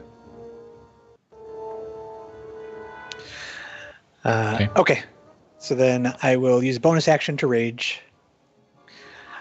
I will fly back towards the bed so as to, and maybe that direction too, so as to pull him into the room and end my turn there. All right. Now, just so that I am 100% correct, your rage will end if you start your next turn and haven't taken any damage, right? I think that sounds right. Yeah.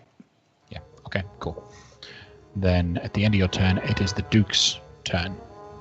He charges in with mighty maul in hand, screaming and shouting, "What have you done to my wife, you fools!" And well, that is literally our name. One of them. One of your names is the Fools. So instead, he's going to just continue to charge. He's actually going to charge right up towards you, Artir. I need you to roll a strength saving throw with advantage because you are raging. Advantage, strength. Okay, so you find you managed to hold yourself back, but he just tried to run right into you. Now that he's up close to you, you can see quite clearly that trapped inside the head of his maul is a dwarf. Okay. Then that's it for his turn. Gamel. Gonna shoot him with my musket. Okay. With grit, I should say, for advantage. Did Zalto attack Artir yet? Was that an attack? No, it wasn't it? Nope, Okay. he has not attacked him yet. All right, so the 20 will definitely hit Zalto. He takes 21 points of piercing damage. And I drop the musket, as I am wont to do, and I chuck Whelm. Ah. Okay. Go get him, Whelm. Hit him in the head. 2 for glory.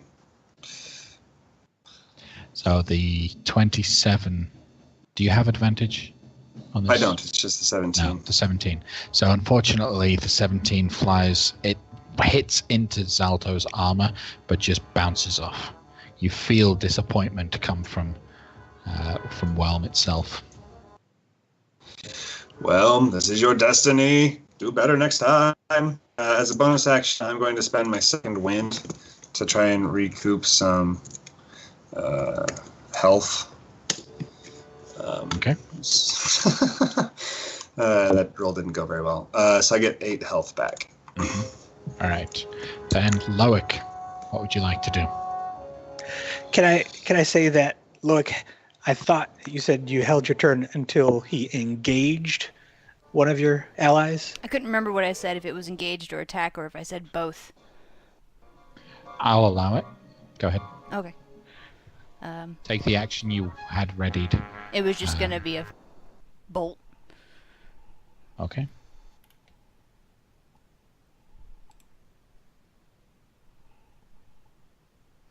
What kind of bolt? The frosty one. Okay. It hits into his armor. He takes how much damage? 18 points of cold damage. All right. And I yelled out, "Hold him in place! We must close the door to prevent more giants from coming in." Anything That's else? what I say. Well, it's your turn, Loic. Okay. I'm going to move 20 feet to the edge of the doorway here. Okay. And then I'm going to, as a bonus action, let Artir know that he should be ready to drop.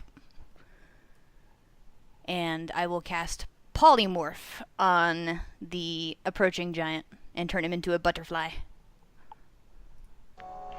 Okay.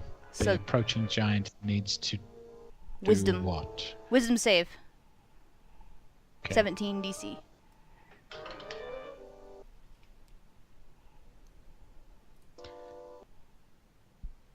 You've seen people cast polymorph before. It was such a powerful spell, I think we lost Artir. Yep. Right. So, is he coming back? He's working on it. Just Skype? Oh, okay. In the meantime, as I was saying, you've seen polymorph work. You've never seen it work this fast. He just... The butterfly that you see is a tiny little thing with one red and one black wing, just desperately flapping about, trying to make sense of the entire situation. Wonderful. You have polymorphed a fire giant into a butterfly. That's who he is on the inside. I see. And then I will Okay. move back again 10 feet. Okay. Well, what does the butterfly get to do? Flap. Yeah, no, he doesn't get to fight against it at all, No. does he? Mm-mm. Doesn't. So long as my concentration persists, it will last up to 8 hours. Okay. So. Wow. Wizard. That's No, why they said. That's not why 8 the word hours. wizard can sometimes mean cool. Can it? Not 8 hours, up to an hour. Sorry. Okay. So you do see that this little butterfly is making its way into the room, but it can't do anything once Perfect. it gets in there. So it goes and sits on top of the barrel, spreading its wings. All right, Artir. He's not here. I can see if he'll tell me what he'd do. Yeah. I think he'll probably attack recklessly Great Weapon Master whilst raging. Well, his rage has ended, actually, so he has lost his rage. He would have to expend another bonus action to re-secure it. He is suddenly unavailable. Okay. He's also left to roll 20. I will roll his attacks. Let's see. Does he have any uses of his rage remaining? Because you can only rage a set number of times per day. I'm sure he does have more to spare. He's only used one so far today, hasn't he? Or is it two?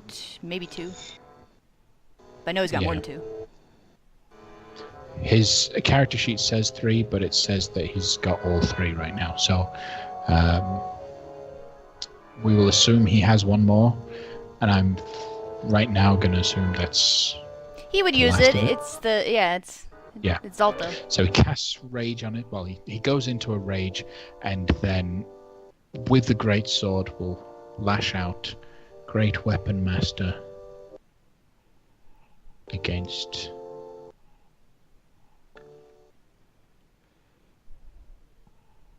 I don't think that was raging. Doesn't look like it. I don't know if it's set up right. But the 11 doesn't hit anyway. He'll try to... Does he get 2 attacks per turn? He does. So he will try it a second time. He's no longer unavailable. Hey. He's still not here, but... Okay. If you want me to go talk to him. Well, both attacks missed. To keep this going, would he like us? Would you guys like us to wait for him, or I'd kind of prefer to move on? No, just move on if you prefer it. Right. Okay. Then it comes to Duke Zalto's turn at the end of our tiers. And I'll be lenient towards our tier when he comes back. Maybe he did another action and whatnot. Zalto screaming at you all again. You will pay for what you've done to my wife. You all notice that similarly to before, he has a similar ring on his wrist, which, though it doesn't appear to be giving him any healing right now, that's also because he's barely taken any damage. But it begins to glow, almost like it's preparing for something.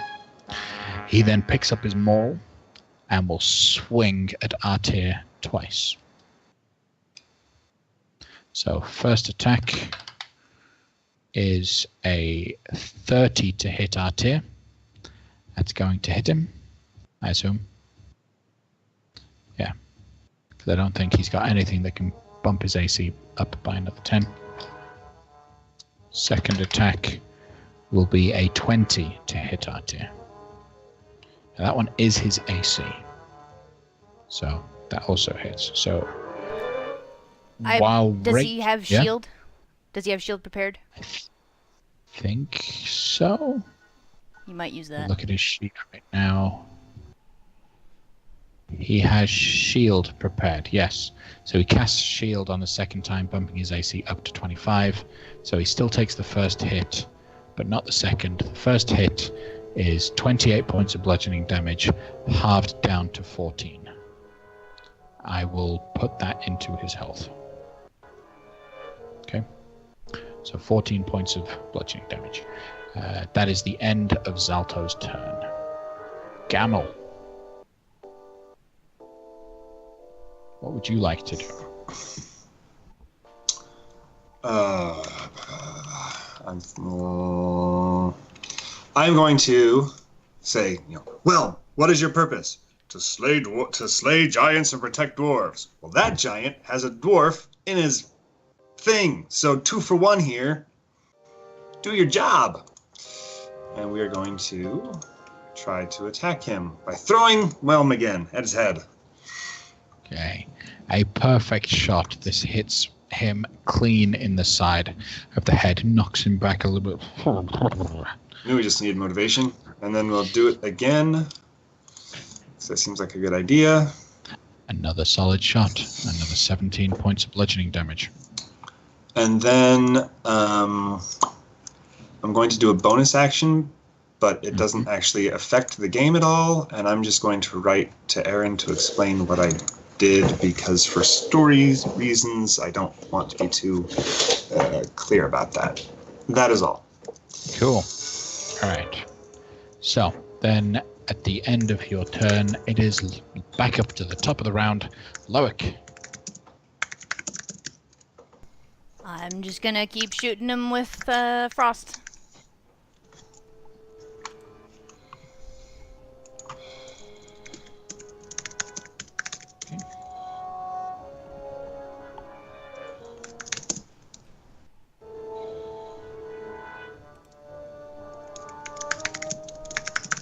Come on, internet.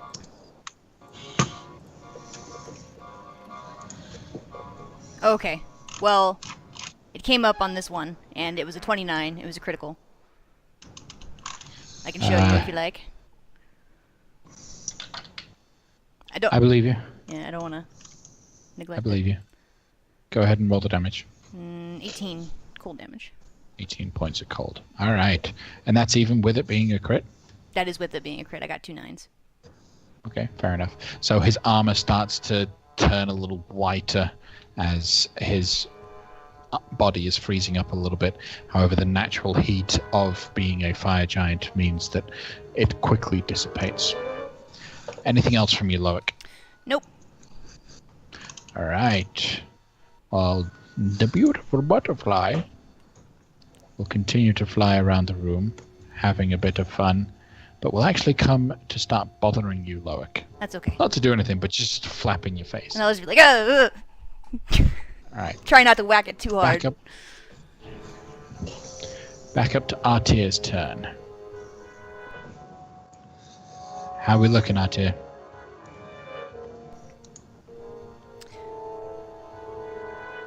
He's still working on it, looks like. Yep. Okay. Then, in which case, we'll just do standard.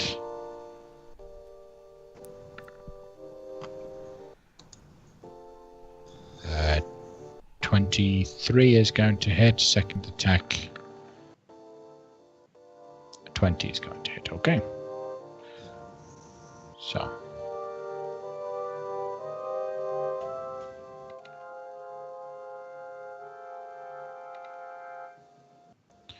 Nice. So that's what? That's 52 points of slashing damage with the great weapon mastery. Hacking away.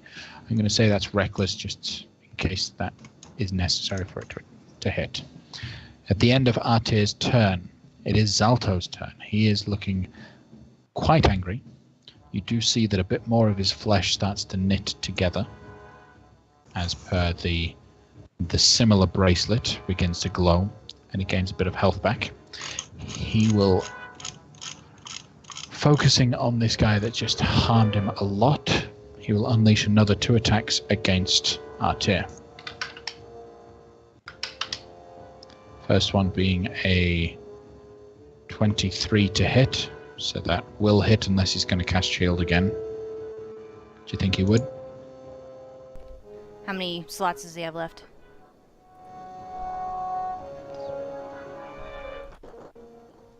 Looks like he might be back. I don't think he's used any of his first... Yeah, he hasn't used any first spell, so he's got 3 more slots left. Okay. And he said he didn't have So, anything yeah. smite prepared, right? He didn't have anything like that prepared. He doesn't have Thunderous Smite prepared, but as a paladin he can Divine Smite stuff. So but I don't know when he would choose to use that. That's closer to when he's bloodied, I'd imagine. okay. Cool. So he uses shield. His AC goes up to 25. Gets attacked again. That's a 30 to hit. That will hit for another 28 points of bludgeoning, cut down to 14.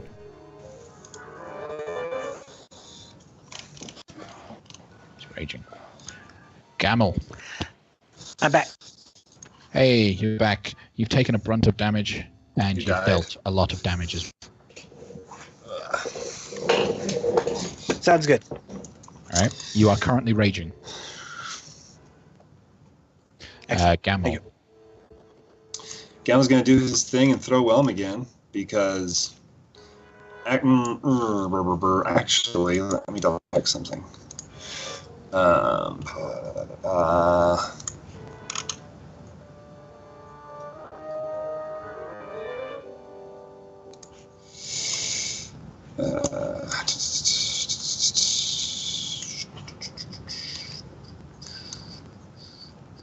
Okay, yeah, he's going to throw a Whelm once at them, at the Zoltair.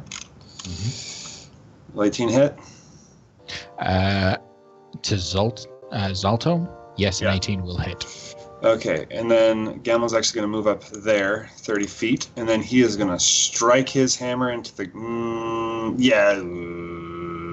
yep. He's going to strike his hammer into the ground for Shockwave.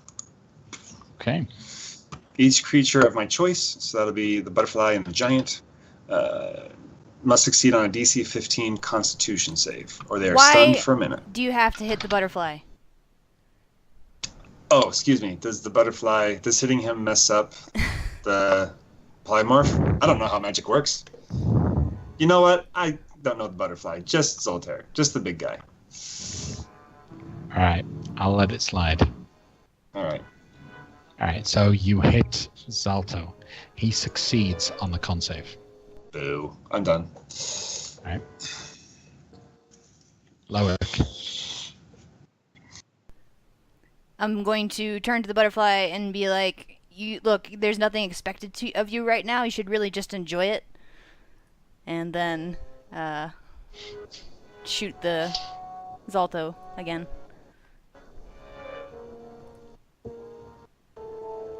With a 14, which is So not. the 14 is not going to hit.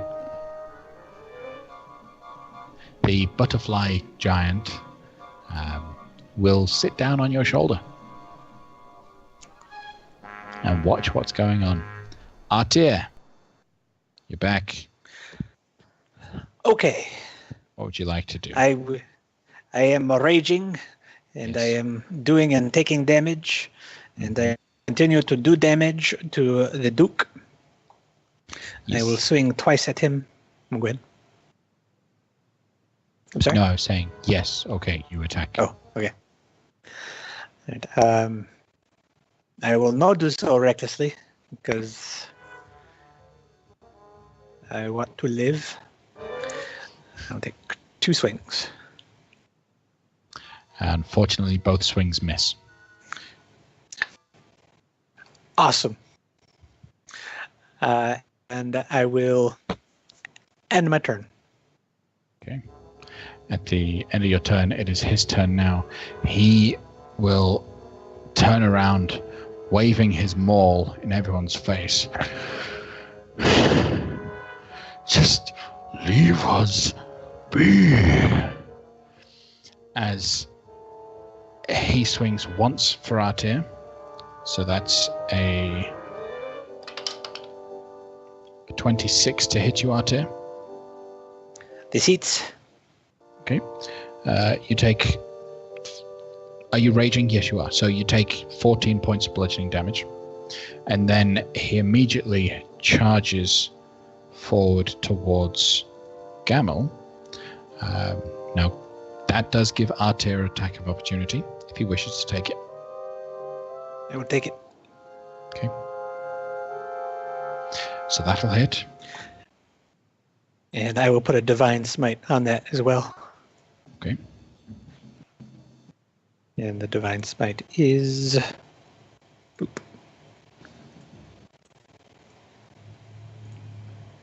All right. A powerful attack almost throws Zalto off balance as he's just charging and knocking into Gamel. I need Gamel to roll a strength saving throw.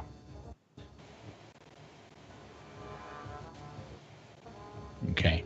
Gamel, you get knocked to the floor as he just knocks into you, at which point he will unleash an attack on you. That's a crit. Oh joy!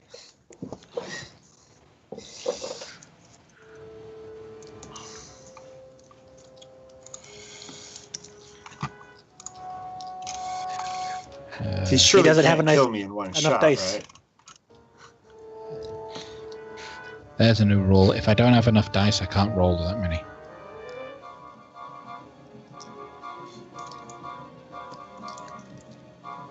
What's that? That is a lot of dice.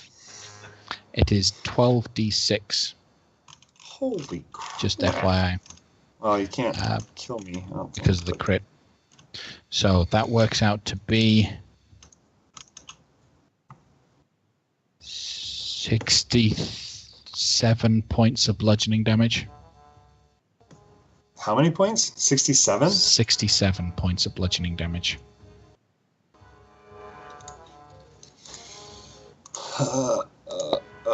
Oh, what happened? I had 84. Okay, there it is. 67, you say? 67. Holy crap.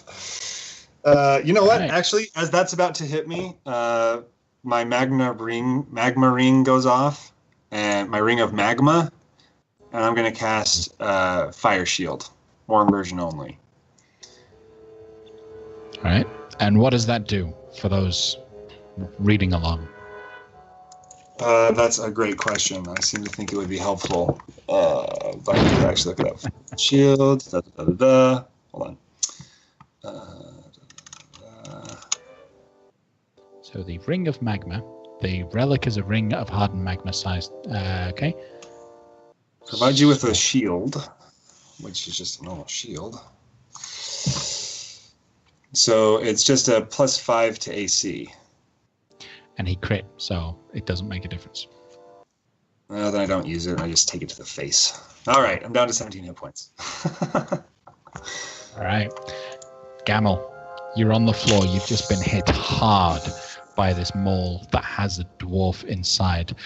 Looking at the dwarf now, like as it hits you, you can see the dwarf has been knocked unconscious because of the sheer amount of just damage he's taken whilst being thrown around inside this maul. What are you doing? Well, first, I need to decide if DC 11 is probably not worth it. He'd probably beat a DC 11. Duke Zalto does look very much in pain right now. Oh, man. Well, I am prone. Mm-hmm.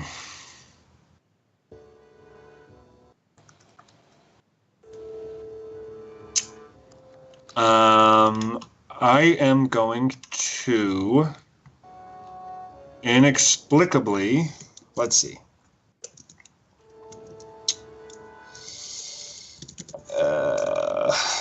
Quick as you can.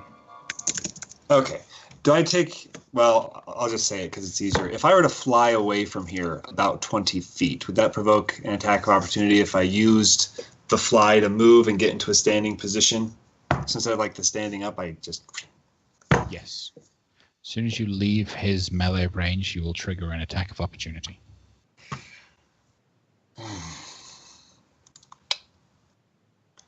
I'm sorry Well, that you I'm will trigger a thinking reaction. Trigger a reaction. Yeah.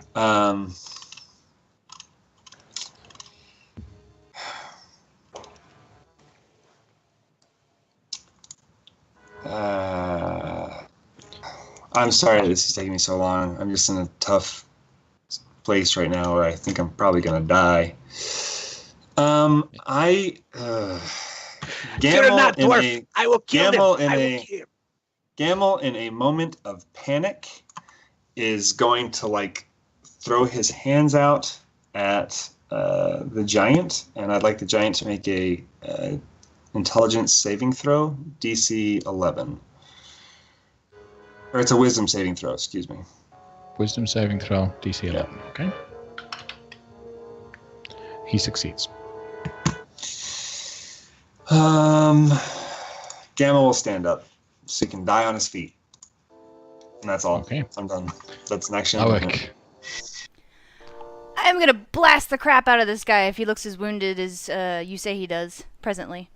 So what I'm going to do is use another lightning bolt force damage, and then on top of that, I'm going to use a level 1 spell slot to boost it by 2d10 force damage. All right, nice.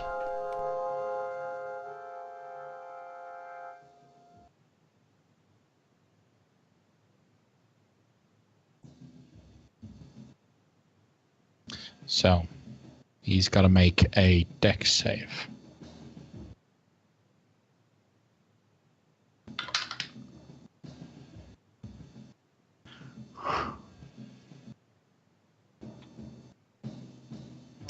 So, the dice says 17. His modifier is a -1. He fails and takes 40 points of bludgeoning damage. Is it blood? Well, it's force damage, right? Yeah. Okay. All right. Loic, how do you want to kill him? Well, if it's Walk us force through it. damage, and if the lightning bolt that was force did like it did when I hit the Duchess, you said that it was like the air itself split in a line down the row. So what this is going to look like is it's going to be very, very obscene and grotesque. It's going to look like someone stood way back there with a giant sword and cut the air, and then that cut continued on that path until it went through Zalto. Okay. So you throw out the force attack, and as this beam of energy just starts to cascade away from you, you can all see that the air in the room is becoming electrified. It is becoming energized by just the sheer force of what's going on. It hits into Zolto and carves cleanly through his chest. You see his flesh start to push away as the force continues to push its way through him. The armor around him starts to sizzle and crackle as little bits of lightning jump from piece to piece all around the wound that is slowly pushing deeper and deeper through his flesh. As you finally cut through the last bit and you see a glimmer of light on the other side to suggest that it has cleaned through him, Zalto drops to the ground.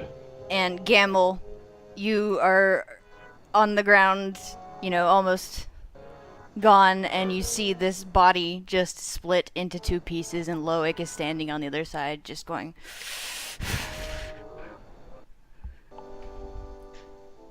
Butterfly.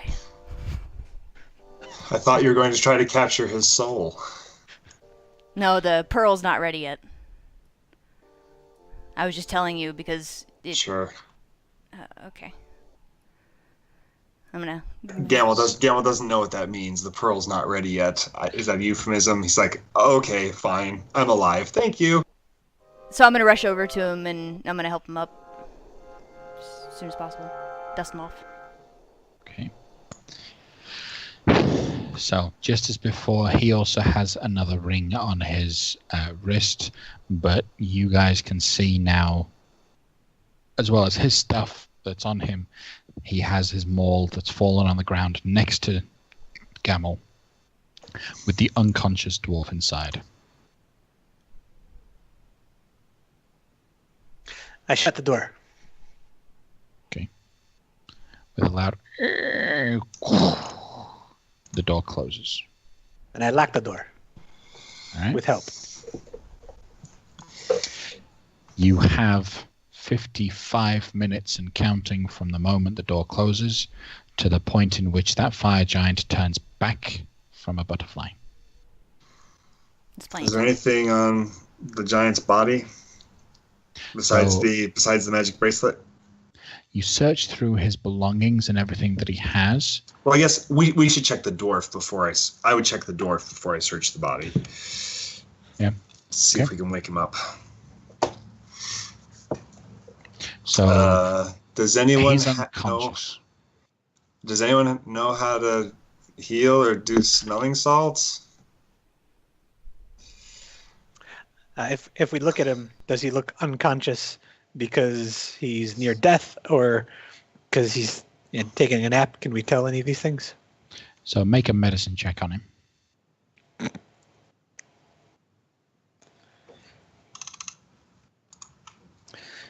Core. No. Medicine. Okay. Gamel, you can tell that he is unconscious. He is stable, however. He just needs some ale. I'm gonna take out my flask and clean it up and jam some alcohol down his throat. That's what a dwarf needs. Pick him right up. Smooth. Yeah, sorry about the ginger. It adds a bit of kick on it. What'll you be doing? What's going on? We're here to rescue you. I gathered that much. Great. But what else? Let's get you out of this mall first. We've been sent by the King of Citadel Felbar to defeat the giants and quell the forges here. We've gotten these two taken care of. I just wanted to know if you had anything else, anything you could tell us to help us in our mission. Roll a persuasion check. With advantage because you're a dwarf and you mentioned Felbar.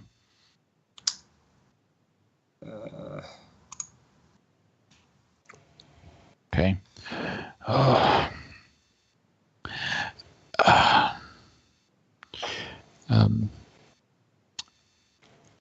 Get me out of here. Me and my friends, we can help you out. Oh, the Duke, Duchess, rings. Destroy them. Quick as you can. What happens if we don't? Why? I don't know how it works, but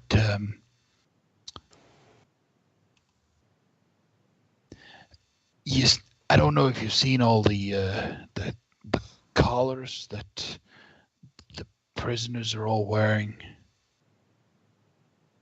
Yeah, they're all connected to these rings. These rings will continue to feed off the life of the slaves until its wearers are healed. If Camel were neutral, true neutral, or any evil, he would slap one on right now. Loic, we have the conch, and our secondary mission is to save the people here. I think that would be wise, especially if they can't be used later for some other purpose. As far as the enchanting of the pearl goes, do I have to do the spells consistently in order for the item to be enchanted? In other words, if I use my pearl of power now, would that break the cycle and make me start all over again? No, but it'll push you back a day or so. All right, that's worth it. Okay. Okay. So I'm going to attempt to cast. What was it? Dispel magic. The words fell out of my head. Okay.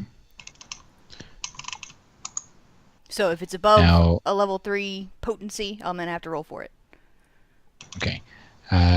You have 2 rings. Mm-hmm. Spell magic is targeted on a magical effect. An effect, yeah. So yeah. I can only target one. Yeah. All right. So it is not higher than a level 3. Okay. It is a level 3. So one of these rings immediately stops glowing and pacifies itself. All right, and then I'm going to take out the Pearl of Power, and I'm going to look at Gamble and be like, look at what you're making me do. This is important. And then I use it to regain my level 3 spell slot, and then again cast Dispel Magic on the second one. Fair enough. Similarly, again, you focus, you pull in. This time, rather than the way that you've been manipulating the Pearl of Power previously to effectively turn that Pearl of Power into a vacuum, you are actually having to pull some of that magic that you had used up previously out of it to give you that power you need, and you cast the Dispel Magic. The band stops glowing. It rests back to normal. It's just a mundane metal band right now. Okay. Well, these are useful for other enchantments, so I'm going to put both in my pocket. Well, hey, looks like you've done it. Well, when the king of Citadel Felbar sends help, he doesn't send incompetence. Right. So, what's the plan? How are we getting out? Well, we know about all the goblins outside. And the this other fire giant who is now a butterfly? Loic, you're gonna have to explain that one to me at some point. It's who he seemed like to me on the inside. He seems to be enjoying it. I mean, look how complacent he is. Just don't ever tell me what you think I look like on the inside. Something furry. What else is there? What we kind of inserted in here and don't know much. We need you to tell us all you can about who's here and what challenges we face. What I've seen is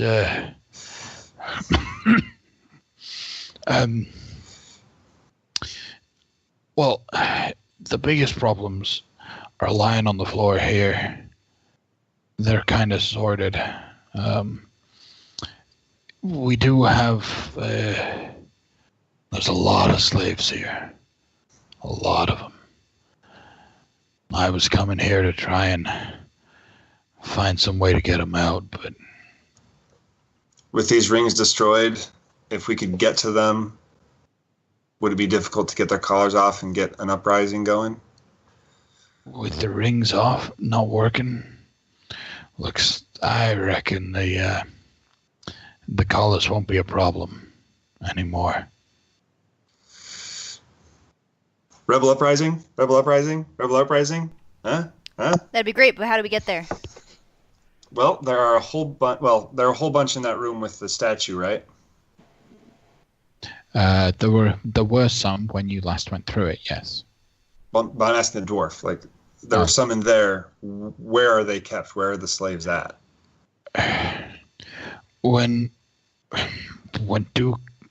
Zalto started running here, he had some of his men take the remainder of the slaves back upstairs. There's this big wheel. Tons of slaves all driving this one big wheel. Drives the whole mechanism. Everything. Probably got something like 40, 50 slaves up there. And that's one floor up? Yeah. Are those goblins servants or are they trained to fight? Have you any idea? They're not gonna fight. Okay. Rest here. And I give him my flask and say, just rest for a minute while we discuss for a moment.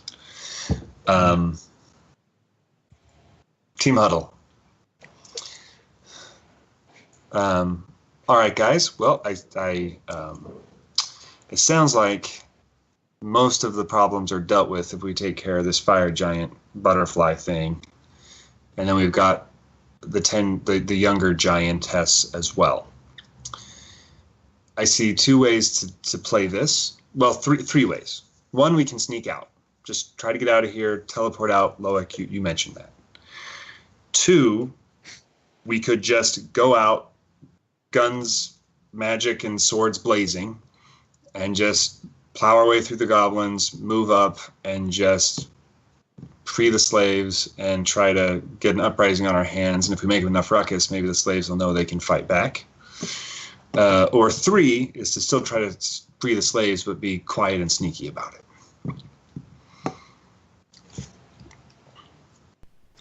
I think it is important that we free the slaves. I just want to go, but I know you guys aren't going to do that, so I'll just follow your lead. I think it would be the smart thing to do, to leave. Loic, I believe truer words have never been said. You are truly the only one with a head on their shoulders in this group. But I think, while it's not the smart thing to do, it's the right thing to do to try and help these people. So Artir, shall we go out screaming and fighting? Just because all this sneaking around is, I don't know if I can do it anymore. I'm a little tired and I don't think I can be too quiet. I think we can start sneakily and transition to less sneakily. Well, my thought is, all those goblins out there, if they're not going to fight and we can just come out screaming and get them to bolt, that'll cause some chaos and some confusion that will help us as we move around. Sure, the goblins are dim-witted fools. We can use them to whatever means we wish. Perhaps, though, it would benefit us to take a rest in this room of rest. Certainly. Before doing so, we just need to figure out what to do with the butterfly giant. We may be able to cow him into submission, once he has seen how mighty we are in felling his liege lord and his lady. I defer 100% to Loic on this one. It was a giant, now it's a butterfly. You guys are nuts. Really you guys talking about guns blazing and stuff and suicide missions. Well, no guns. No guns blazing. Ask the dwarf. I'm sorry, I didn't get your name. Jasper. Besides these two and that guy who's a butterfly, and then the giantess who's like 10, are there any other fire giants that we need to worry about? We know there are some ogres and some other things like that. Let me see what. And there may have been one fire giant that we killed yesterday, so one fewer there. We killed 2 fire giants yesterday, my dwarven friend. Well, fair enough. I didn't get a full view of all the events. It was a rough day for me, and this one does not seem to be going much better. Did you get to any in the forge? In the actual, where they do the smelting? We haven't been there yet. Oh,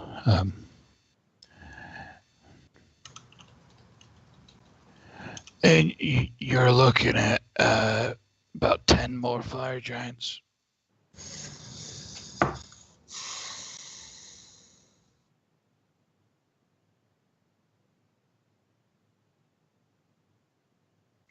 I do like the idea of a slave uprising. And we haven't even mentioned the giant golden golem that Aaron was obsessed over whenever he found out it existed. But I guess since Zalto's dead, it doesn't matter. Well, that's another point. In Points, West Virginia, it's 79 degrees. With the death of Duke Zalto, we may be able to just use his head and present that to the fire giants so that they understand our mightiness. And they may flee before us if we encounter any. Considering I know a whole lot about fire giants, do I think that would work? Can I roll either an insight or would they respond to something like that well? Like Awful Evils? Roll insight, yeah, right? Trying to think, what skill would you use? Insight, yeah. insight would be down to having viewed other fire giants. Particularly, I think the best example would be inciting the way that this one that you've just polymorphed would be behaving. Okay, I guess. Yeah, go ahead.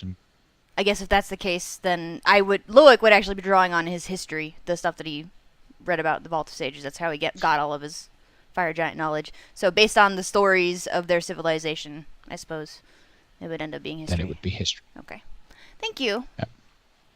Which you're better at history anyway, right? Yeah, I just want to get it right.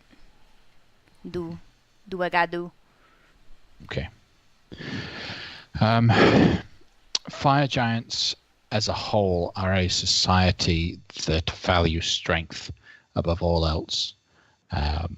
It's not necessarily a world of you keep what you kill kind of atmosphere, but once you've attained a certain level on a hierarchy of strength, people just more or less let you do what you do.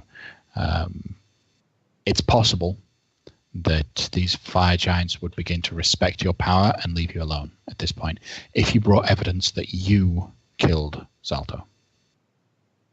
And even more so the Duchess as well. So I will say that may work if we can provide evidence that we were the ones to do it.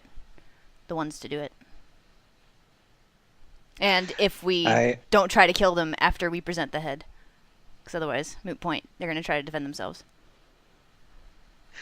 I grin wickedly, and then I do the peck bounce thing. It's like, I could be very convincing. And I flash my fangs. It's like, I will make them see the folly of messing with the gruesome threesome that we are. And then how do you guys feel about presenting this evidence to their children? Because their children are down there and around. Now I'm torn because all these giants are terrible, but they are children. I say it makes no difference whether something is a small version of itself or not. Well, we can see if there are any familial tuggings among the remaining fire giants for them to be adopted. If no, then perhaps we can call upon Harshnag to adopt these fire giant childrens. I meant like showing them the head. How do you feel about that? Because that's what's going to happen. This is not my goal. My goal is not to intimidate the children. My goal is to intimidate those who would raise a fight against us. But you could sleep at night if that ended up happening. Right? It is not my intention to do it, but if it happens, it happens. Okay, that's all I wanted to make sure about. I'm just Loic, your moral compass.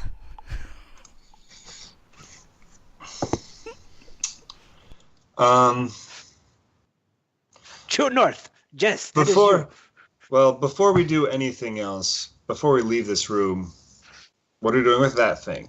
Pointing to the butterfly.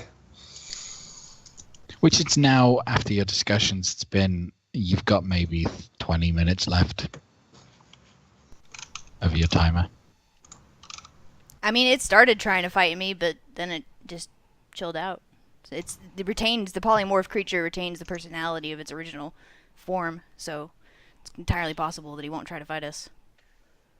What It's happens? also trying really hard to stay next to you. Yeah. Just FYI. Yeah. When it gets closer to time, I'm gonna start batting it off and make sure it doesn't. What happens if you put a small butterfly into a box before it grows into a giant? That'd break the box. Okay. What if you put a small butterfly into an adamantine fortress? Is the inside of the fortress smaller than the giant? The ceiling's a little bit low, So but he you could can't- stand in there. Oh, I mean, he could still fit in Okay, there. never mind then. Plus, if an organic thing is in there, you can't close it up. No, not closing it. You put it in there, and if it's small enough, I'm trying to think of a box we can put him in that is smaller than what he will be. Put him inside a box and then put that box inside another box. Another box. That might work. Mail it to myself. Smash it with a hammer. Yeah, I don't know what to do with this giant, Loic. That's up to you. I was just gonna leave him be. Well, he will be a good test case. He'll be a good test case to see if we are intimidating.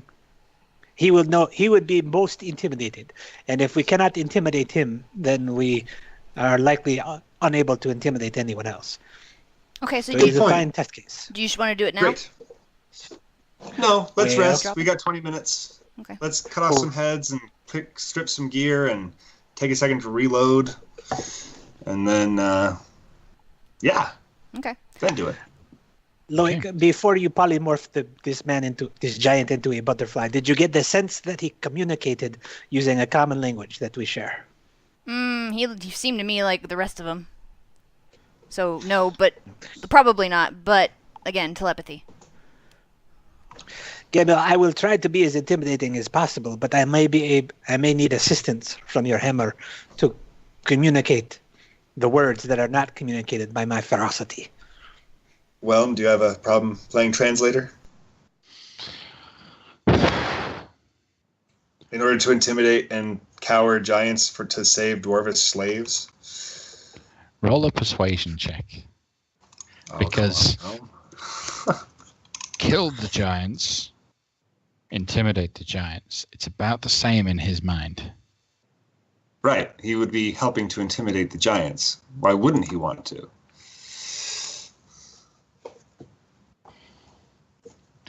Nothing better than a giant at your feet. Oh yeah. Oh, yeah. Let's do it. So Whelm is on board. You guys spend a bit of time sorting through the bodies. Zalto, as well as having plate armor on him, which is just normal plate, so you probably aren't going to keep a hold of it unless you want to. He did have a magical ring on his person, and such ring. That's us. Yeah, that wasn't my sound effects. We have a heavy storm going over here. This ring is diabolical, and that was foreshadowing. Yep. This ring appears to be a gold ring with a citrine gem inside. It is a beautiful, brilliant, kind of blue gem with almost like white streaks that break through it. It's quite perfect because anyone that knows anything about magical rings and whatnot knows that this is a ring of lightning resistance, as the lightning is striking outside. Told you. Foreshadowing. While you guys are looking at all of this stuff, Artir rips the head off of Zalto, smears a bit of Zalto's blood over his hands, and just gets ready to intimidate. Mrs. Zalto as well, please. Okay, both heads, with all the blood dripping down. When he's you dropping the polymorph?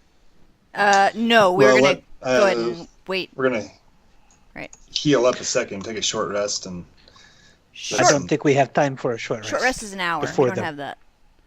All right, very well. I will be standing well behind everybody else with a musket then, because I am not in shape to do much more than that. Before I do this, though, I'm going to take the blanket, the top sheet, top cover off the bed, and I'm going to cover the bodies on the ground that are nasty and gnarly. Okay.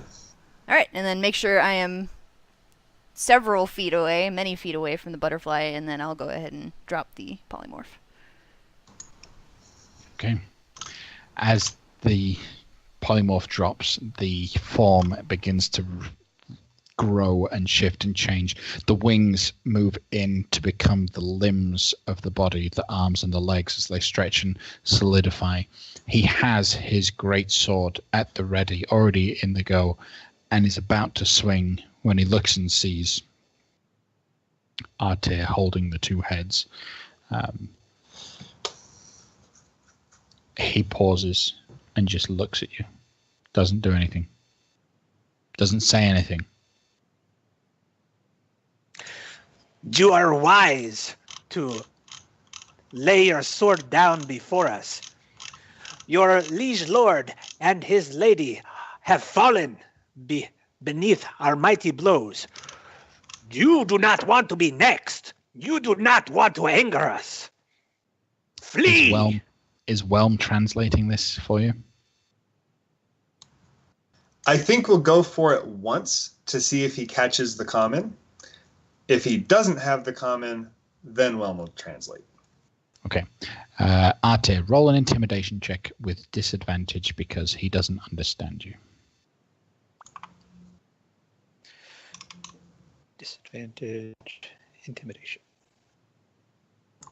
It's still pretty intimidating. He looks at you. He looks confused. He looks at the two heads, looks at the puny humans that have somehow managed to take the heads of his bosses. While he was polymorphed, he could still see everything that was going on, though his vision was a bit weird, so he saw the battle take place. He saw Gamel take a huge hit, but he also saw how much damage you guys have been dealing to Zalto and how you could probably do the same thing easily to him. So he drops his weapon. I'm going to be good cop and telepathically in his head because he can understand me that way. Mm-hmm. I was like, that was a wise decision. Done good. You will live.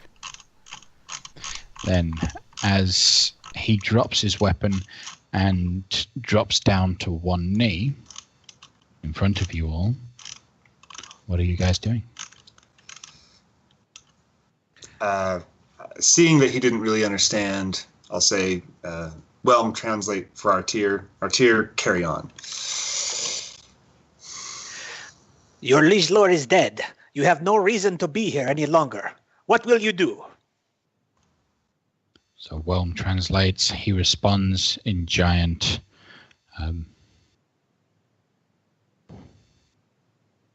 I don't know. Where are you from? Where did you dwell before coming here? We came east. We're from east.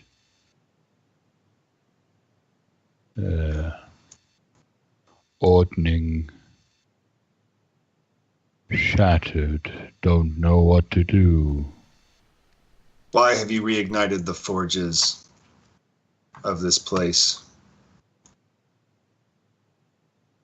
Salto said power would bring us to top of ordning. Zalto thought Vonindot would save fire giants.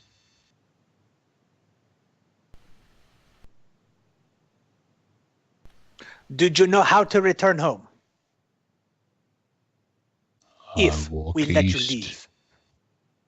Yes. Yes.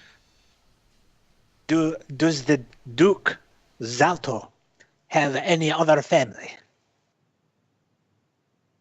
He has his children. Besides his children, does he have any other family? Brothers, mothers, fathers?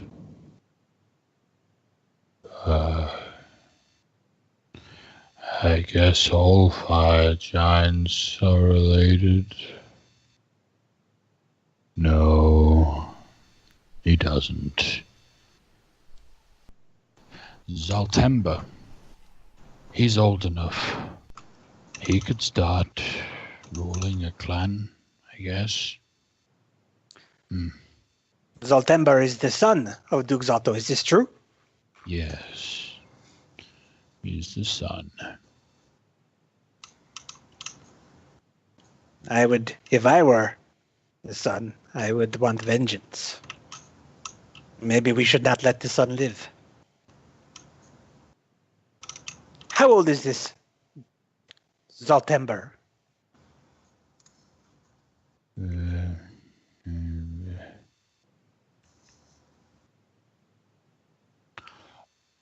A lot. But he is no child. He is He will be adult next year. He will become man next year. If we let him live. He must respect the tradition. Tell me more of this tradition. You proved yourself stronger. He must respect you.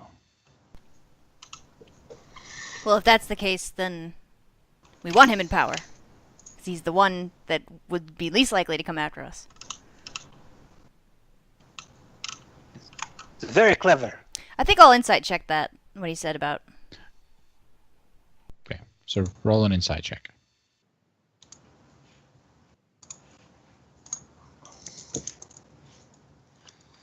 Seems true. Seems to match the information that you had learned previously.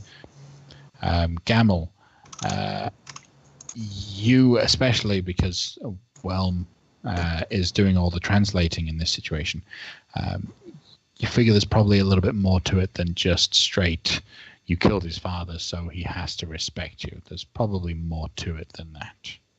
And he's hiding something in that regard. It's not, but the outcome's the same. He's not like lying about the outcome. He's just, the reasons why seem to be different or not exactly lining up. He is definitely lying. Well, he's definitely hiding something. That's what you get. He's hiding something.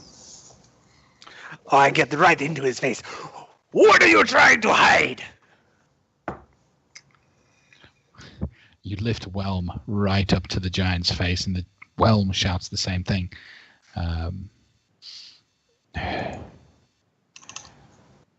Zaltember must respect till he proves he's better. Take back what I So said before. All right. So he'll try to hunt us down and kill us one day. Right? One day. So will all giants. Nah. That's incorrect.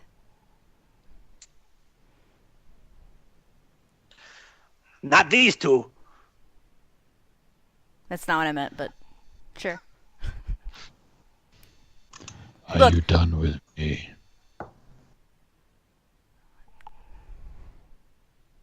So he doesn't understand common unless... No, he doesn't. Well, okay. Well, no longer Yeah. translate. Okay. All right. So what do we want to do? Do we want to leave him in here with us while we rest and then take him out with us to help communicate our dominance? Or do we want to kill him here? Or do we want to send him away? I think we should say, leave. Everyone with you, leave. We're going to give you a 10-minute head start. Then we're going to walk out of here. And anyone we see, we will kill. Yeah, that Now, way... that could give them time to rally, but I don't think they will. That way, if they're intelligent at all whatsoever and they cherish their existence, continued existence, they'll take the kids and they'll go.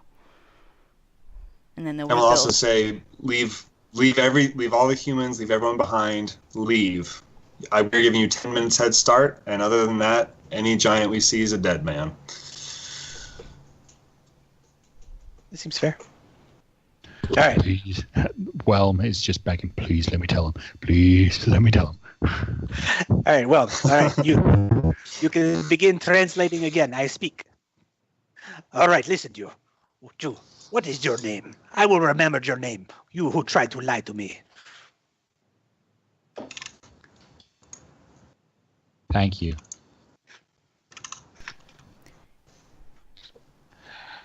I am Torvath.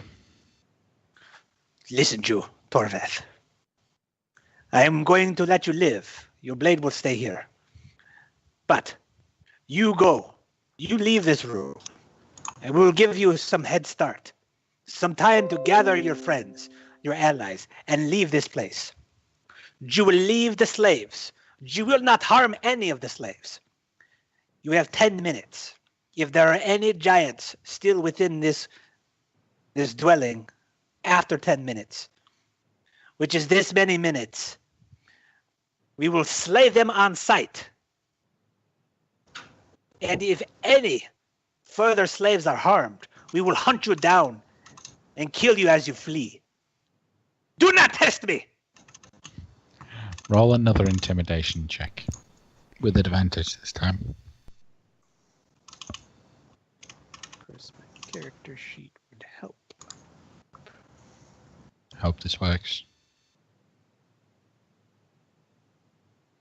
All right.